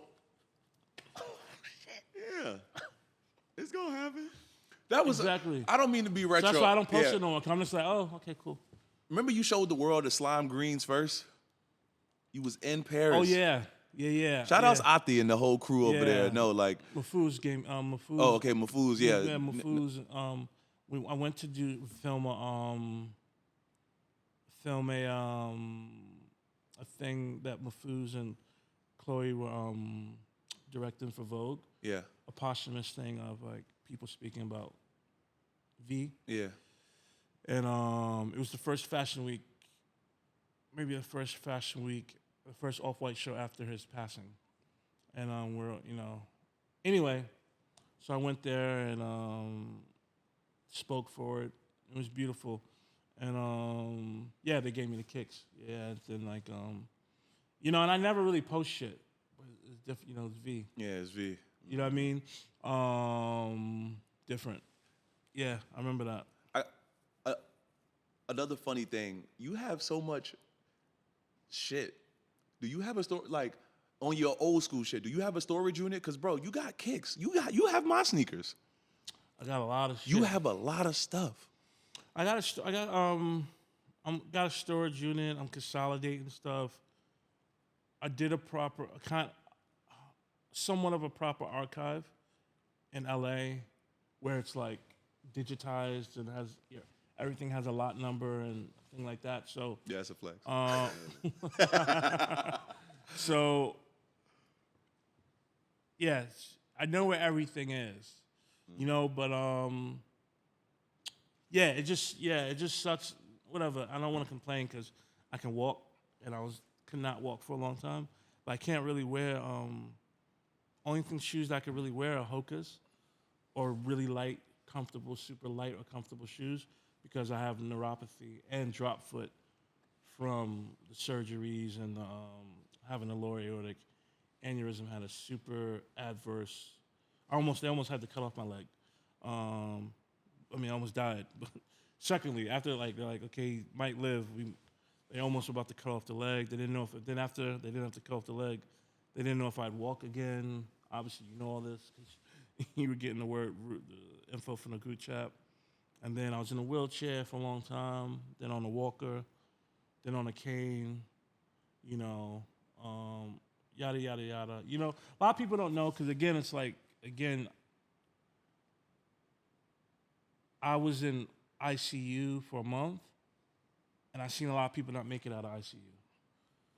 I was in shout out to Baker Rehab Unit, Dr. Lindsay, who runs the Baker Unit, and Jackie, my physical therapist, and all the other physical therapists, Aaron, Brittany, Travis, and all the other people that helped me over the last 2 years. But I was in there for 3 months, over 2 months, and I seen people. My shit was dire, you know, 5% chance of living. Didn't know if I could walk again. You know, I was on dialysis in a wheelchair, all this stuff.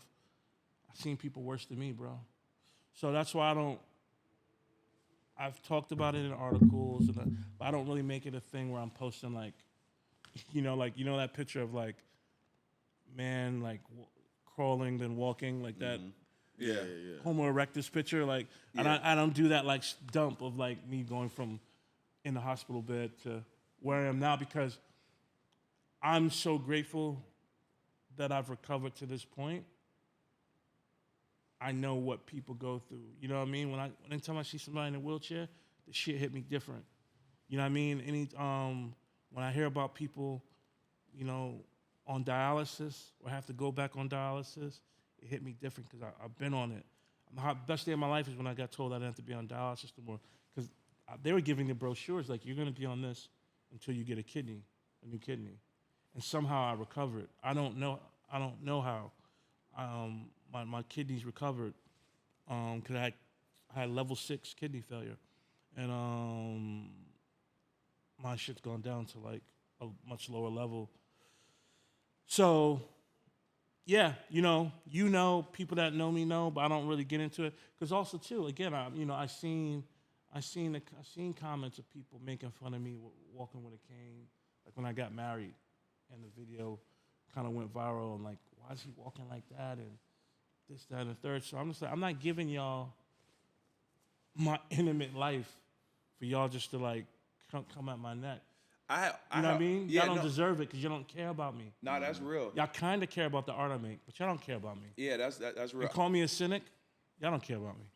That's real. I remember I sent it to you, exactly you. I didn't send it to no one else because I archived it. That interview you did, the first interview you did when you recovered and you let them into your house. Yeah. And you were sitting on your bed. And I was like, I gotta keep this photo. Yeah. Because this photo is literally D-Day for the world. Cause like, bro, remember you were thin, but you had the warrior's face. Like, nigga, I can't lose. I was in a group chat with Def, and I left you left the chat. Man, I remember when I woke up out of the first coma. I was in 2 comas. I text A-Side. Had the aneurysm, had the surgery, 8-hour surgery. Then I got pneumonia in the hospital. That was the first coma. Then they had to put me in an induced coma. My lungs was filling up, and then my organs were shutting down. Then they stabilized me, and then I got blood infection. Yep. And they had to put me in another induced coma, and I was hallucinating for like a week. It's called like ICU delirium. And also, like, everyone's seen The Sopranos, when Tony gets shot, and he gets blood sepsis and he starts hallucinating. The fever dreams. That's what I was having, and the shit was insane. But anyway, I remember waking up from like the second or first coma, and I texted A-Side like, nigga. He's like, yo, I'm so happy you're all right, bro. I'm like, nigga, I took the mask. I took the mask off the Reaper and tongue kissed him. Because I was, you know what I mean? Like, I took the mask off the ringer. Like, Nas, like, shotguns with Medusa. I tongue kissed the Reaper, Grim Reaper, bro. So, it's like, I do got that look in my eyes until this moment where it's just like, I just don't give a fuck.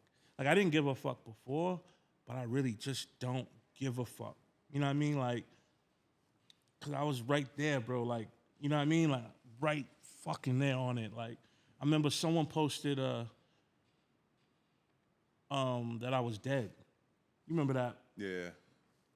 Someone posted, whatever, we're not going to get to semantics. Someone felt that I was dead. Someone posted it. So I remember hallucinating in this state because of the blood sepsis and seeing that post and thinking, oh shit, there is an afterlife.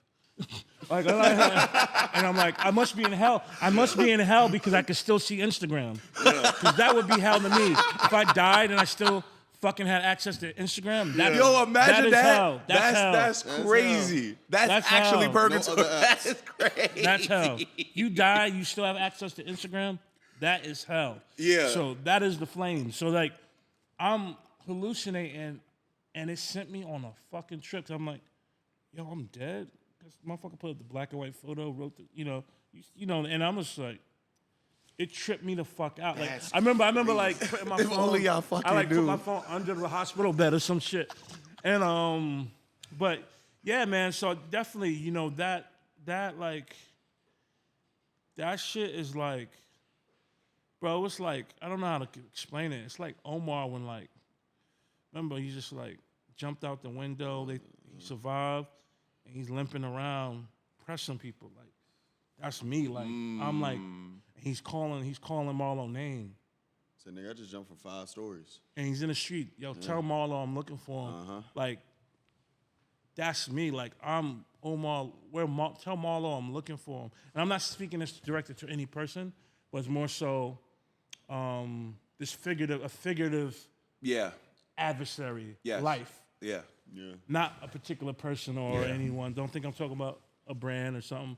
I'm just saying figuratively in a philosophical way. I'm Omar, like, I survived, like, who won it? You know what I mean? And it's made me definitely, like, I'm just not fucking around with people. Like, if I feel like people on bullshit, I'm calling it out. And I'm talking about just even interpersonal because I didn't have time for it before, and I now definitely don't. Yeah. You know what I mean? Because, I don't know when the next time the doctors will be like, you know what, you got to get a new aorta. And I got to do another life-threatening surgery, whatever. So I'm just not playing with myself, and I'm not playing with people, I'm very focused on all the things, but not just work. I'm focused on being a good husband, father, and friend, and being good to myself before any of that. Again, thank you, bro, because this is gonna make you laugh. But one time I was dogging some Jamaican food you let us get, and I was like, can this nigga even eat this? And because like we share a common interest in food, we love food, and I was like, damn, like this nigga is so selfless. He's still letting us grub down on things that he can't have too much of. He's like, enjoy the riches, the fruits of the labor. Enjoy it for me. You know what I mean? Smoke them cigars, whatever it is. Enjoy it. I still moderation, and mainly it's like me staying on top of doing my physical therapy, which I've been doing religiously. That's the thing too. People understand is like. I don't know what it would take for someone to really like shake me at this point, because it's like, bro, I went from not knowing if I could walk to like, I walked here with no cane, bro. Like, I don't sit and complain and talk about the pain. I don't take pain pills no more, any of that. You know what I mean? And it's just like, it has been a fucking journey. But again, I ground myself with the fact that there's somebody going through it worse. That's why I put that guy Garrison Red. Yep. In the campaign last year, because I'm going through Instagram and I saw his Instagram first when I was in the hospital bed. And he's in a wheelchair. He got a smile on his face. Smile on his face, bro. Getting fly. Talking his shit. He was like, yo, girl. He's like, ladies, fuck with me. You don't have to wait on, you get on the airplane first. I'm like, he's like, all the advantages. All the advantages. Yeah, and it's just like the smile on his face gave me strength, bro. It gave me strength. Like, gave me strength, and seeing other people and just worse off than me and got their head up, I'm like, I can't sit and complain about this shit. I gotta, ain't gonna do nothing, ain't gonna help. Mm-hmm. I gotta keep it moving, and no matter how much this physical therapy hurts, I gotta do it, because the people who wish they could feel the pain of trying to learn how to walk again. They wish they could feel that pain I'm going through. They wish that was their plight. And not just that, you got the most clearest reason. You're a father now. Yeah. And to put that work in now so you can enjoy it later is, I'd assume it's the ultimate Gatorade. It's the ultimate, like, refueler to want to do it. Oh, yeah, because, yeah, I remember thinking, like, that was the main thought when I, when the doctors are like, we're not. Like, I remember being, I think at the first hospital, or when I went to the second, they asked me if I want to speak to the chaplain before my surgery. Like, it was that real. Yeah. And I was like, nah, I'm good.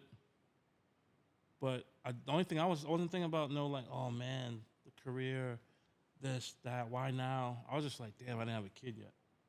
You know what I mean? Because all the other shit is like, no one talks about this shit at funerals. I've been to them.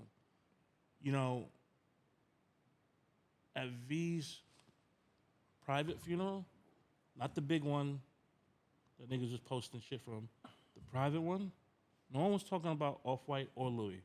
They talking about how funny he was, how good of a friend he was, how good of a father he was, how beautiful of a person he was. And I've been to too many funerals, and it's all the same.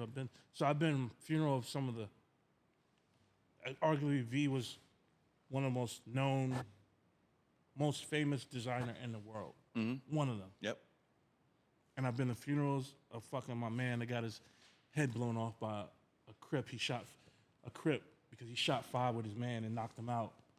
So now they're taking it to guns. Yeah. I've done the whole breadth of funerals. Been to funerals for cancer, been to my mom's funeral, carry my mom's casket. And it's the same thing. They only talk about how you treat people, how you treat your kids. They don't talk about none of this shit. That's it. My first... Talking about no Denim Tears or that shit at a funeral. Yeah, when I moved back to New York, the first day, I'm not sure if I ever told you, the first day I actually moved back to New York, 2011, from Florida, I had to go to my father's wake in Harlem. So straight from LaGuardia, don't even put bags down. The bags is on the side of the wake on 145 by like the catfish spot up there. And I'll never forget, a bunch of people was talking about how much my dad did for people in Harlem. And one of the funniest things they said was, it was a person, maybe they was on drugs, maybe not, but they were saying that my dad would give all the kids in the neighborhood $50 bills. And the parents all collectively had to come to my dad and tell him, you can't give kids $50 bills because you're warping their reality of what we can give them. Yeah. The kids are like, yeah, the old man up the street gave me a 50. Yeah. Mom, where's the 50 this weekend? They're like, nah, we don't have $50. And it was just showing how giving my dad was to kids he didn't even know. He just wanted the community to enjoy what he was able to enjoy. What was his name? Crow. Crow. Yeah, rest in peace, Crow. My dad was a Harlem legend, 135th. I know that name. I definitely heard that name. What's crazy is my dad, when he moved to... Like straight up. Yeah, when he moved to Harlem from Memphis, he moved on the same block they filmed Superfly. Wow. So those are early scenes. He was right there. He met Priest, all that. He knew. Oh shit. Yeah, like right there, man. Like right by that Popeyes. He lived there for years, man. And it was the best thing that happened to me because it showed me no matter what, like, however you live this life and however you think you're affecting people, they're gonna remember you for the service that you provided everyone else. So get you what you need so you can provide for everyone else. So when this is all said and done, you know, you can be a part of the life arithmetic of how you made others feel. You know, straight up. Yeah, no, absolutely. Now we've been rapping for a minute, but wanted to ask you some normal shit, man. Yeah. You know, like now that you see where like this new shit is going in terms of just like culture, and like you love music. We don't get to talk to you enough about music. Like, yeah, what have you been listening to that's new? If you've been listening to anything new, because like we both love V's. I love V's. So I done listened to that shit with him and Yachty a million times. Motherfucking that shit goes. What's it called? Sorry Not Sorry. Yeah, Sorry Not Sorry. They said 100 million on my to-do list. I'm like, church. V's, man. Listen, V's like we've never met in person, but we talk a lot. We talk a deal. That's my man. Like when a nigga was learning how to walk again, I was banging ganger, bro. Like that shit. I was banging that shit, bro. That's right. He ain't for the weak, man. Yeah, straight up. And then, you know, so V's. What a record. What an album. What a album mixtape, whatever you call it. Ganger, man. His flow is so nimble and weird and like so like he don't even like it's like AI. He like the AI of rap where it's just like he just comes with ease, man. I like for but it's so complex. Yeah. But he does it so easily. He put me and on. He's so funny. He put me on to make it. Master. You put me on to making sure I listen to the ad libs, cause like when he say I done got hair from every hood, from every bitch, and then he say keep that. Like nah, we gonna keep that punch. Also, ill. You not to blow your spot, but you're the king of like reference tracks and unreleased tracks. People love to see your opinion on some music. Oh yeah, bro. I've been in the Uber ride with him and been humbled. Oh, been humbled. Like the grab it, like aux chord wars. You know, I remember when I was fucking with Carti and them, I played him like some unreleased Carti and G Herbo, and he like, did he put on some shit? I ain't gonna say the artist, and I was just like, my face melted off. And A-Side was like, he got you, didn't he? And I was like, oh, he got me. He got me. He got you, didn't he? He got me. Yeah, man. Yeah, man. It's like, shit. Yeah, music's my. Everything starts from music. Yeah, music and film. Music, man. My favorite. What else I've been listening to? Like, yo, man, LL new album's fucking ill. Literally, we had that topic to talk about. LL new album. He put on for Queens. And I'm not saying it because I'm from Queens or I'm from his neighborhood. Like, LL is literally I'm from Keysville. He's from Ilion. So it's Keysville, because it's like Farmers Boulevard, and then you got the block signs. It's Keysville, Megan, Jordan, and then I think it's Ilion, and then Hillburn. He's from Ilion, you know what I mean? I'm from Keysville. LL's 56, I'm 43, so I'm just a couple generation or so below him. But I'm not just saying it because we both come up from around the rock. That album's ill. Fucking Q-Tip's a fucking genius. Like, yeah, Q-Tip. The production, what he's rapping about, like, it's a fucking ill album. And it's so ill to see someone just lock into where they're at, and he didn't go nostalgia. He made a modern album from where he's at now and where Q-Tip is, as you know. Incredible album, man. That one song, 30 Decembers. Oh, man. It's so beautiful. Yeah. Just to show how, like, okay, like, I'm back. Things are different, but it's not necessarily a bad thing.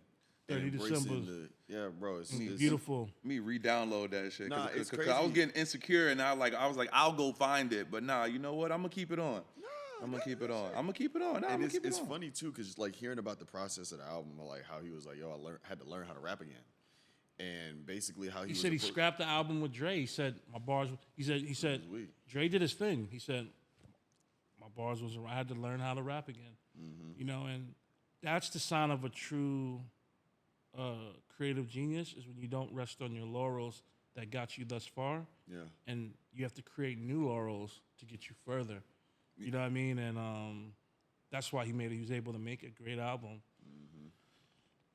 at 56. You know, it's fucking incredible. And also, it's just incredible that it's so kind of romantic that him and Q-Tip both from the same neighborhood. Yeah.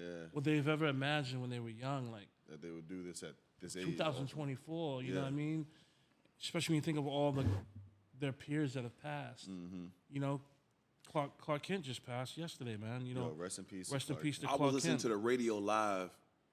Flex sounded so defeated. Remember, we lost Fat Man Scoop this year and Mr. C. Yep. You know, so Flex was going through it, but he was working it through and just playing all the bangers that Clark Kent made. Clark Kent is such an artist that the first half of his career of just dropping dope bangers as a producer and before the DJ and the sneakerhead stuff, he made so many anthems, right? So many anthems.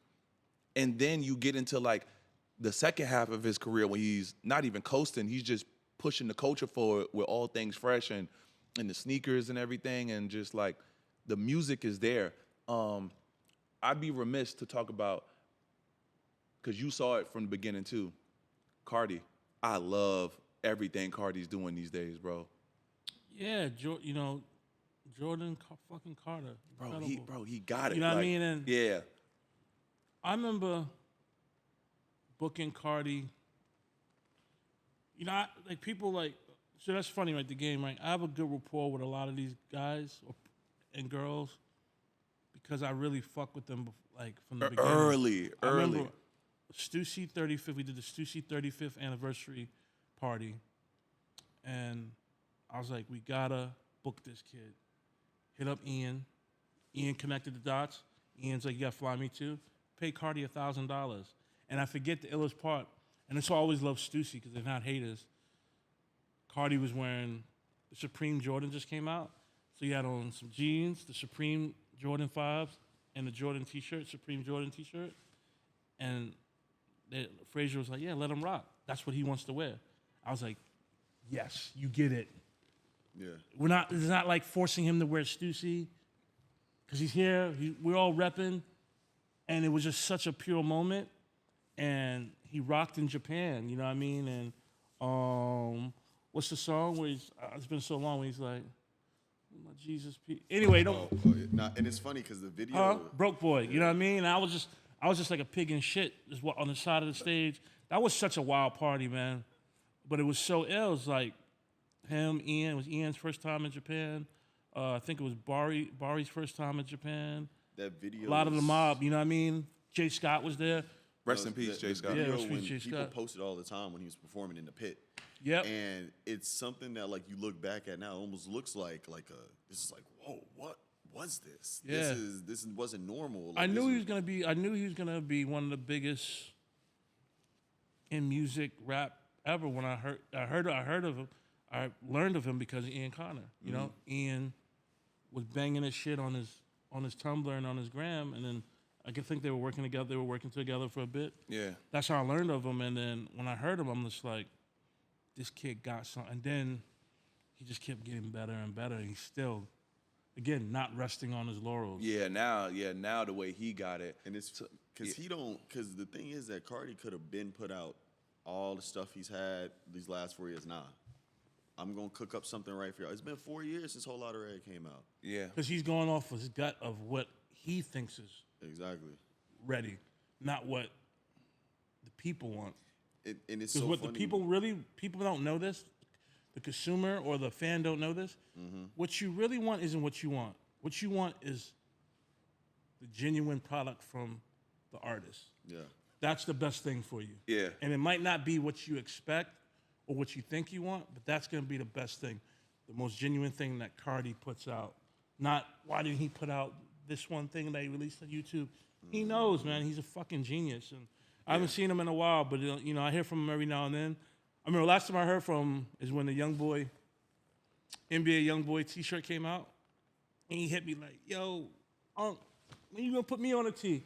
I was like, bro, I had nothing to do with that shit. I definitely would have rather put you on a tee than NBA Youngboy. Yeah. You know what I mean? Definitely, because he's a legend, man. Legend, right? Not even young legend. He's a legend.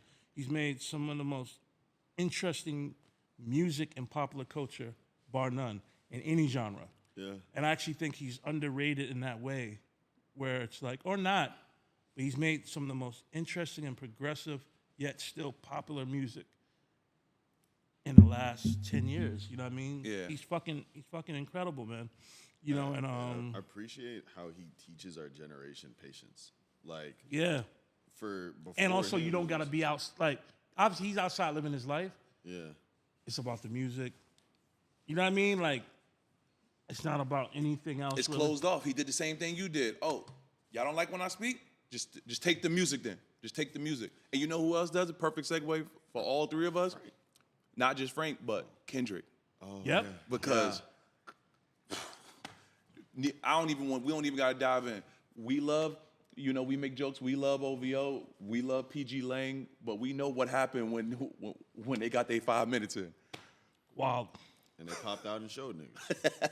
Yeah, I can't wait for February. February's good. Oh, the Super Bowl? Yeah. Yeah, nah, Kendrick's fucking incredible, man. Like, for me, like, he's the other one that's progressed it so far in pop music, because sonically and the flows and the writing, man. Writing a song about generational fucking trauma, Mother I Sober. Like, the intricacies of those 3 or 4 verses and what it's talking about, it's fucking like, only people that rapped about shit like that was like Common. Yeah, and to be doing that, but also I can give you Not Like Us. Yeah. Yeah, and also like you're like arguably the biggest musician and arguably the biggest rapper on earth. And, you're rapping about survivor's guilt. Yeah. About giving, just all these things that you're going through with yourself, with your love life, with your family, with depression. The fucking catalog is just like Kendrick's fucking like. And that, when you write that all down on paper, that's not a billboard. Like, that's not a blockbuster, but he figured out how to make that art house film the blockbuster. Yeah, straight up. Yeah, in the middle of Paris, we was for the Levi's GQ Denim Tears party. Bunch of white people in the party, corporate people, bad bitches, if they wanted to be there, good energy, James Whitner. Yeah. And then you tell A-Side to play Savior like 3 times. And we in there banging. Oh, that's the one before I got sick. Yeah, when West Side Gun pulled up. Yeah. Movie. Yeah. Movie. Savior, incredible song. And it's cool because he got a pen Tupac's because dead. You got to think for yourself. There's a difference between being able to make a verse that's like, really intricate and well thought out and with all the crazy, language in it. But then there's also a talent in doing like what was the song at the beginning of the Not Like Us video? The woke up looking for the broccoli, high key, keep a horn on me, that Kamasi. His ability to put in so much with so little is just like, as a writer, when you look at Kendrick, it's just like, nah, he's a Jedi. He's on some other shit. He don't got a pen, he got a lightsaber. Yeah. That's my dog. I'm not gonna lie, I feel so good. Let's do this in another 8 years. Just another 8, because this is. I think we fed families with this one. I think we fed families with this one. Something, you know what I mean? It's great talking to y'all because it's just like, I say no to most of the shit because it's just like, I don't need to talk about how how many times you get asked about how I go from here to there to there to there to there to there to there, and I think the best interviewers, journalists, this is journalism. You guys actually do journalism. Is people that are curious and fans. You know what I mean? When you actually you're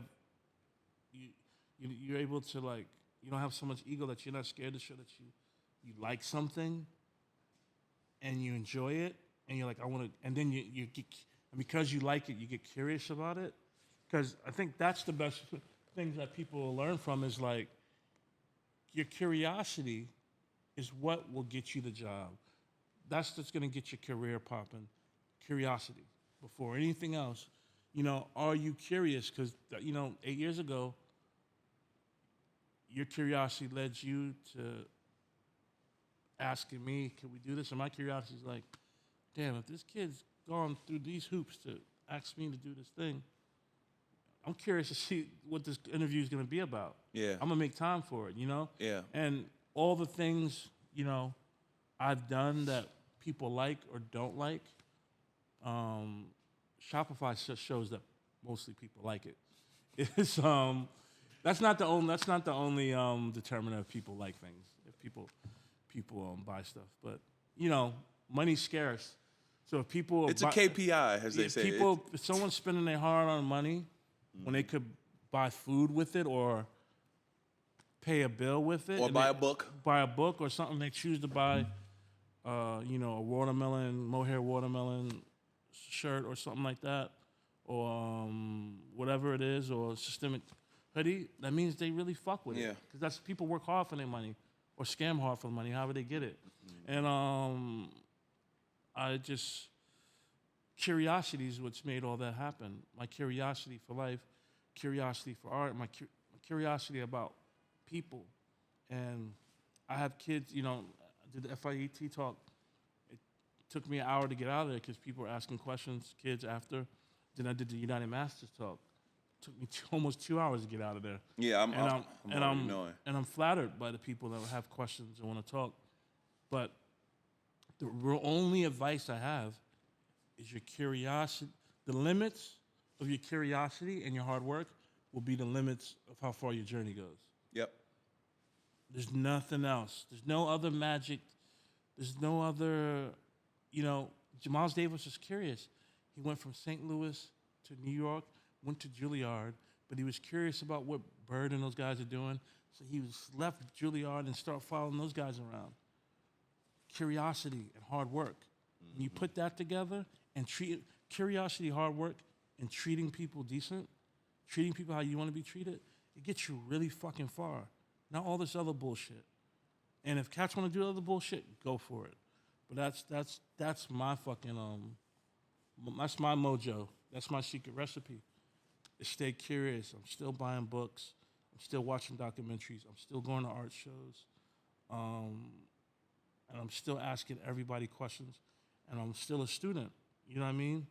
Still a student about life, about the human condition. You know what I mean? And that's really how, I've gotten this far, So that's why if you guys understand that, and you guys are on your own journeys, and you guys are equally curious, and that's why it's dope.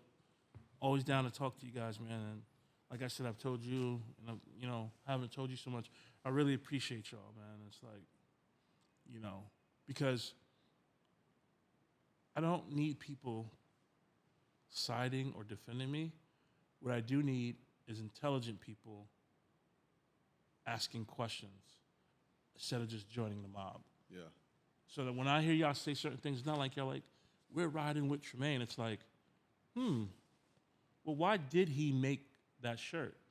And then you guys get curious and think about it, and you come to your own conclusions without even talking to me. Yeah. Exactly. And your conclusions are never mine. Yeah, exactly. And your existence is never ours. Yeah. But that's what being a creative is.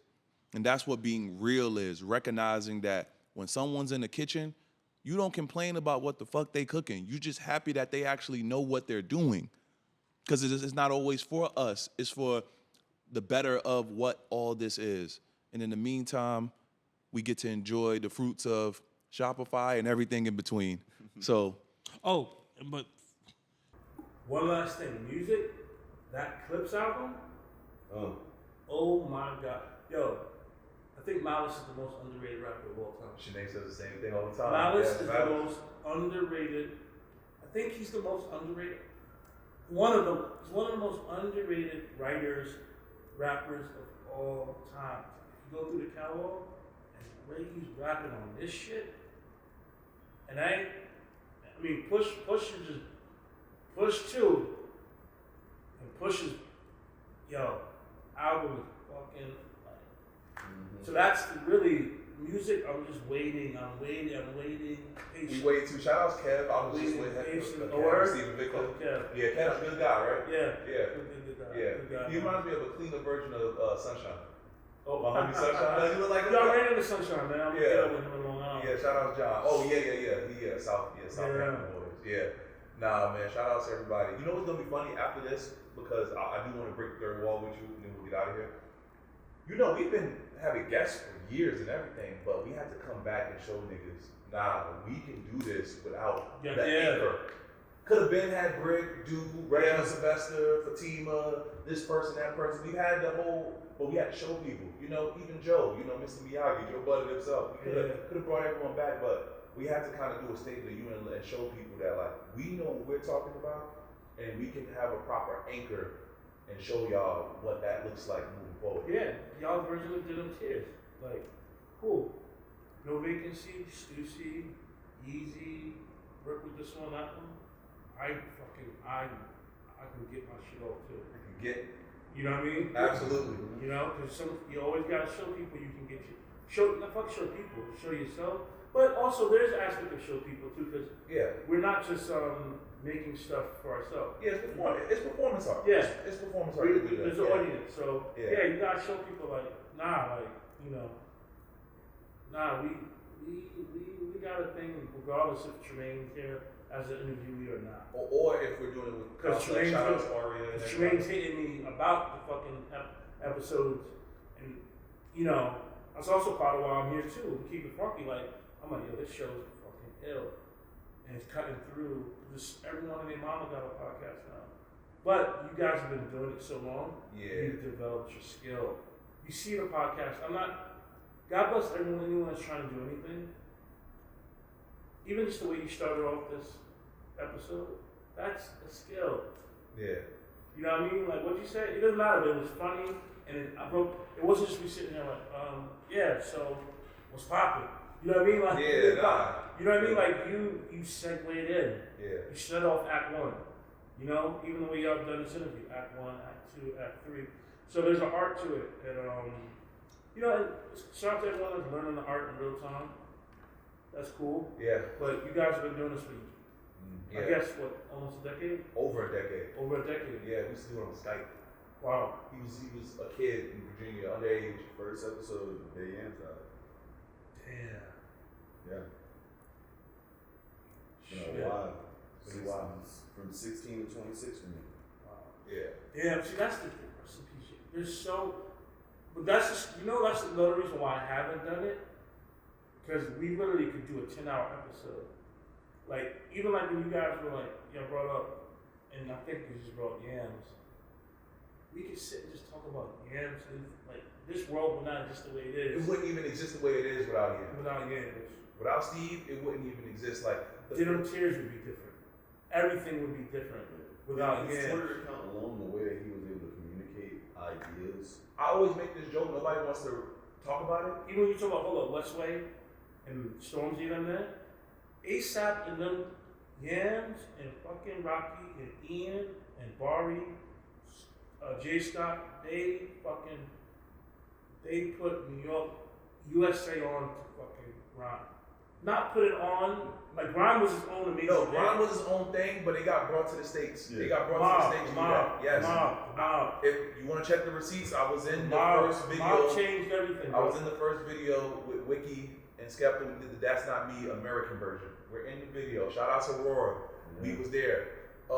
When Barry bullied the kid because they was beefing, and he told the kid, apologize to young Lord.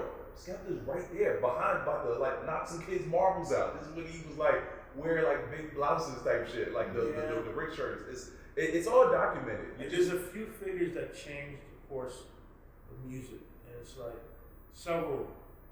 It's Rick Rubin, RZA, Yams. Yeah. There's other people. I'm just saying. Oh yeah, there's other people who's on that, but yeah. Don't go how can he leave out? Yeah. But yeah, it's Yams all the way, bro. Yams and RZA. one and the same. And it changed fucking culture on earth. Yeah. Yams and RZA. You take out RZA and Yams, So niggas don't dress the way they dress, talk the way they talk, make music the way they make music, produce how they produce. It is like fucking Infinity Gauntlet, fucking Thanos snaps. Yeah, they're basically Infinity Stones. Same thing with our niggas. They're just certain humans are Infinity Stones. Infinity fucking Stones. Yeah, they just are. Bro, I read Foxy Brown's post about Clark, and I was like, her like, yo, brought me to J Crib, like, yo, English spit for him. Like, that's changing fucking the course of music. Mm-hmm. Even him making Jay-Z listen to fucking Foxy Brown. Even when he had Big and JB, and how Jay inspired Big to not write no more. Because of the whole Brooklyn Fighter session, and Biggie's like, yo, he's like, nah, you didn't know, nigga, he synced it in his mind. And said it in the booth. And he said, I'm only doing that now. This is insane. Game changer. Changed everything. Changed everything. Because without that, then the other rappers that have come who adopted that style and moved it forward. But, you know, fucking Clark Kent, the whole shit is different. Niggas is like, we might still be sitting here, but niggas might be talking about something different, bro. Totally different.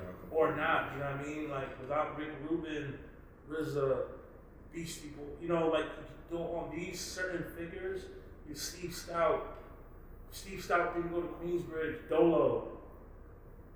Niggas about to pull out on them to find Nas to make what it was written. As corny as it sounds, I'm a part of that Steve Stout archetype. I'm more of a blur of all of it with B and everything because I do it all. But whenever they see a black person in corporate America navigating really fast, they're like, oh, stopping him because he has a whole agency, which has reached out to me and asked me to go work there. Yep. You know what I mean? And shout outs to the hiring managers and everybody there. I told them some real nigga shit. I told them, I can't even consider the job unless you let me meet with him. Yeah. But that's the type of credence that, you know, that's the type of credence I bring with it. Yeah, no, it's just, that's how it's supposed to be. Because I wouldn't want to work somewhere like that and he didn't know someone is creeping up on him. We're not doing that. Yeah, we're not doing that, right? It's actually the only way. We're not doing It's that. actually the only way, yeah. So. Nah, it's just, you know, sorry to go off on a tangent, just like, yeah, man, it's just like,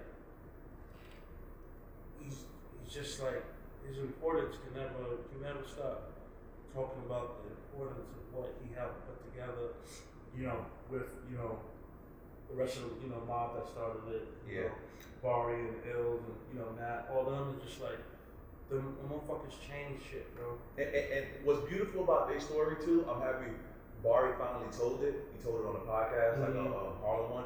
Mm-hmm. If you look at the happenstance of how they put it together, essentially two groups in Harlem were beefing, and Yams was working with Karen Civil, so he wasn't really around too much, but Flocko was super talented, and Barry had to know how. He was like, yo, y'all beat, I know two atoms will collide and make this shit what it could be. Yeah. And it's great that Steve followed through and made a rule book for them and made that be what it was on the East Coast because they needed that. And then when he was able to show them, no, yo, we take this to anyone and everyone, and we make this come back here.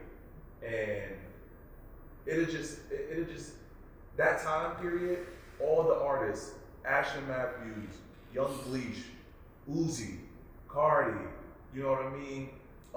Even a little bit, Flatwood Zombies is their own people, but when they did that hookup, because they respect and rock with Yams, you know, when they did Dash, Wretch, all of these different souls, that was all in the lower, or they was wherever they were at, and all these people were intertwining. They would have the kid Luca with them, Luca Sabat every now and then. Yeah.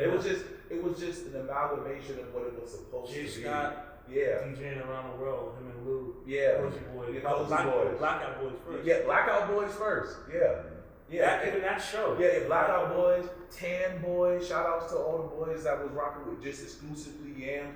Q, who produces, still lives on the West Coast. He's over with Barlow's now. It's just so many, it's a ripple effect, and it's a beautiful thing, and it needs to always get looked at right. And I'm happy that B always nods to that too, because B was the one who took all of them to RSVP Gallery, which had Laylee meet Barbie because they used to date. That's how we all know. Wow. That's how we all know Laylee. Not the world, but that's how intimately. You know, we had all that matter. He brought her to Westway. And he was like, yo, this is my queen. She the flies out. She like a mill. And this how I knew she was a real one. She shook my hand and she saw I had a Cartier love bracelet on. She held my arm and made sure it was real. When she saw the screws, she was like, all right, you're a real one. And I was just like, and we're young and broke.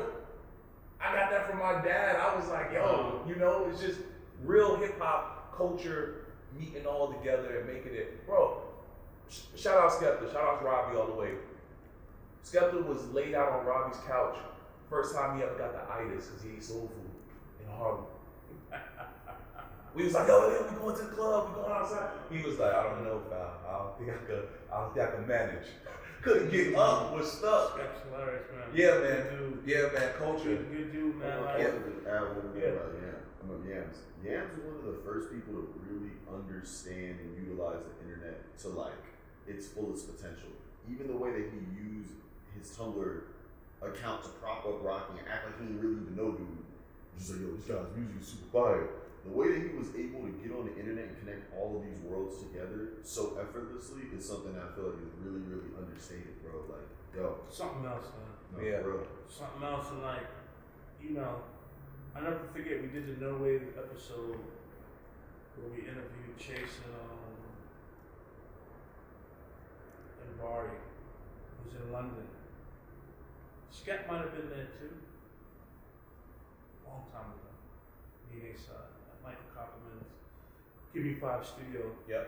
Bola Dave was the producer, used to produce the No Way shows. Mm-hmm. And I saw the next week on Yams Tumblr, he posted the show. And I was just like it was like it was that Yams, like you know, Yams Tumblr, like Yams Tumblr. Yeah. Like it meant that like such a young dude to have galvanized culture in such a way. Yeah, in such a fast time. You know, such a monumental loss, and then obviously the greatest loss was his mom and his brothers, his friends. You know what I mean? But yeah, monumental loss, and like, you know, I urge kids to study Yams. Study Yams. Yeah, study. Study Yams. Not studying. Study all of it. And you gotta go watch the vines. You gotta go do it because it's just all of that. I remember this is one video of Yams dancing. What's it? The see-through. Oh shit! Wait, and it zipped up, and he's. Wasn't it the vitamin? It was the vitamin water jacket or something like that. Yeah, bleach water jacket. Bleach water jacket. And he was like all shaking in his shit. All of that type of stuff. Like, I mean, like, yo, like he had the foresight to be like, yo, you strap on these Houston beats. You know what I'm saying? Get on this, you know, this down south. Chop and screw it. Yeah, it's like, nah, real visionary. Real visionary. 5'2". Crazy, like, cause you jiggy like super baggy, hard denim with Vans. Yeah, religiously with the Vans authentic. Yeah, always wore the authentics with the APCs. Yeah, man. And he was short enough to make the jeans stack. Yeah, I used to have some crazy vibes. Yeah, first release party we was wild with Elijah and McDonald's. Yeah. The universe, I don't know what happened with the lights. It's motion detected. We've been chilling. Nah, it's cool. Motion detected. So, Tremaine, appreciate you. No doubt. Thanks for having me. Yeah, this is the easiest, like I said, the easiest thing that we'd be doing all day today. So. Straight up, man. Absolute pleasure.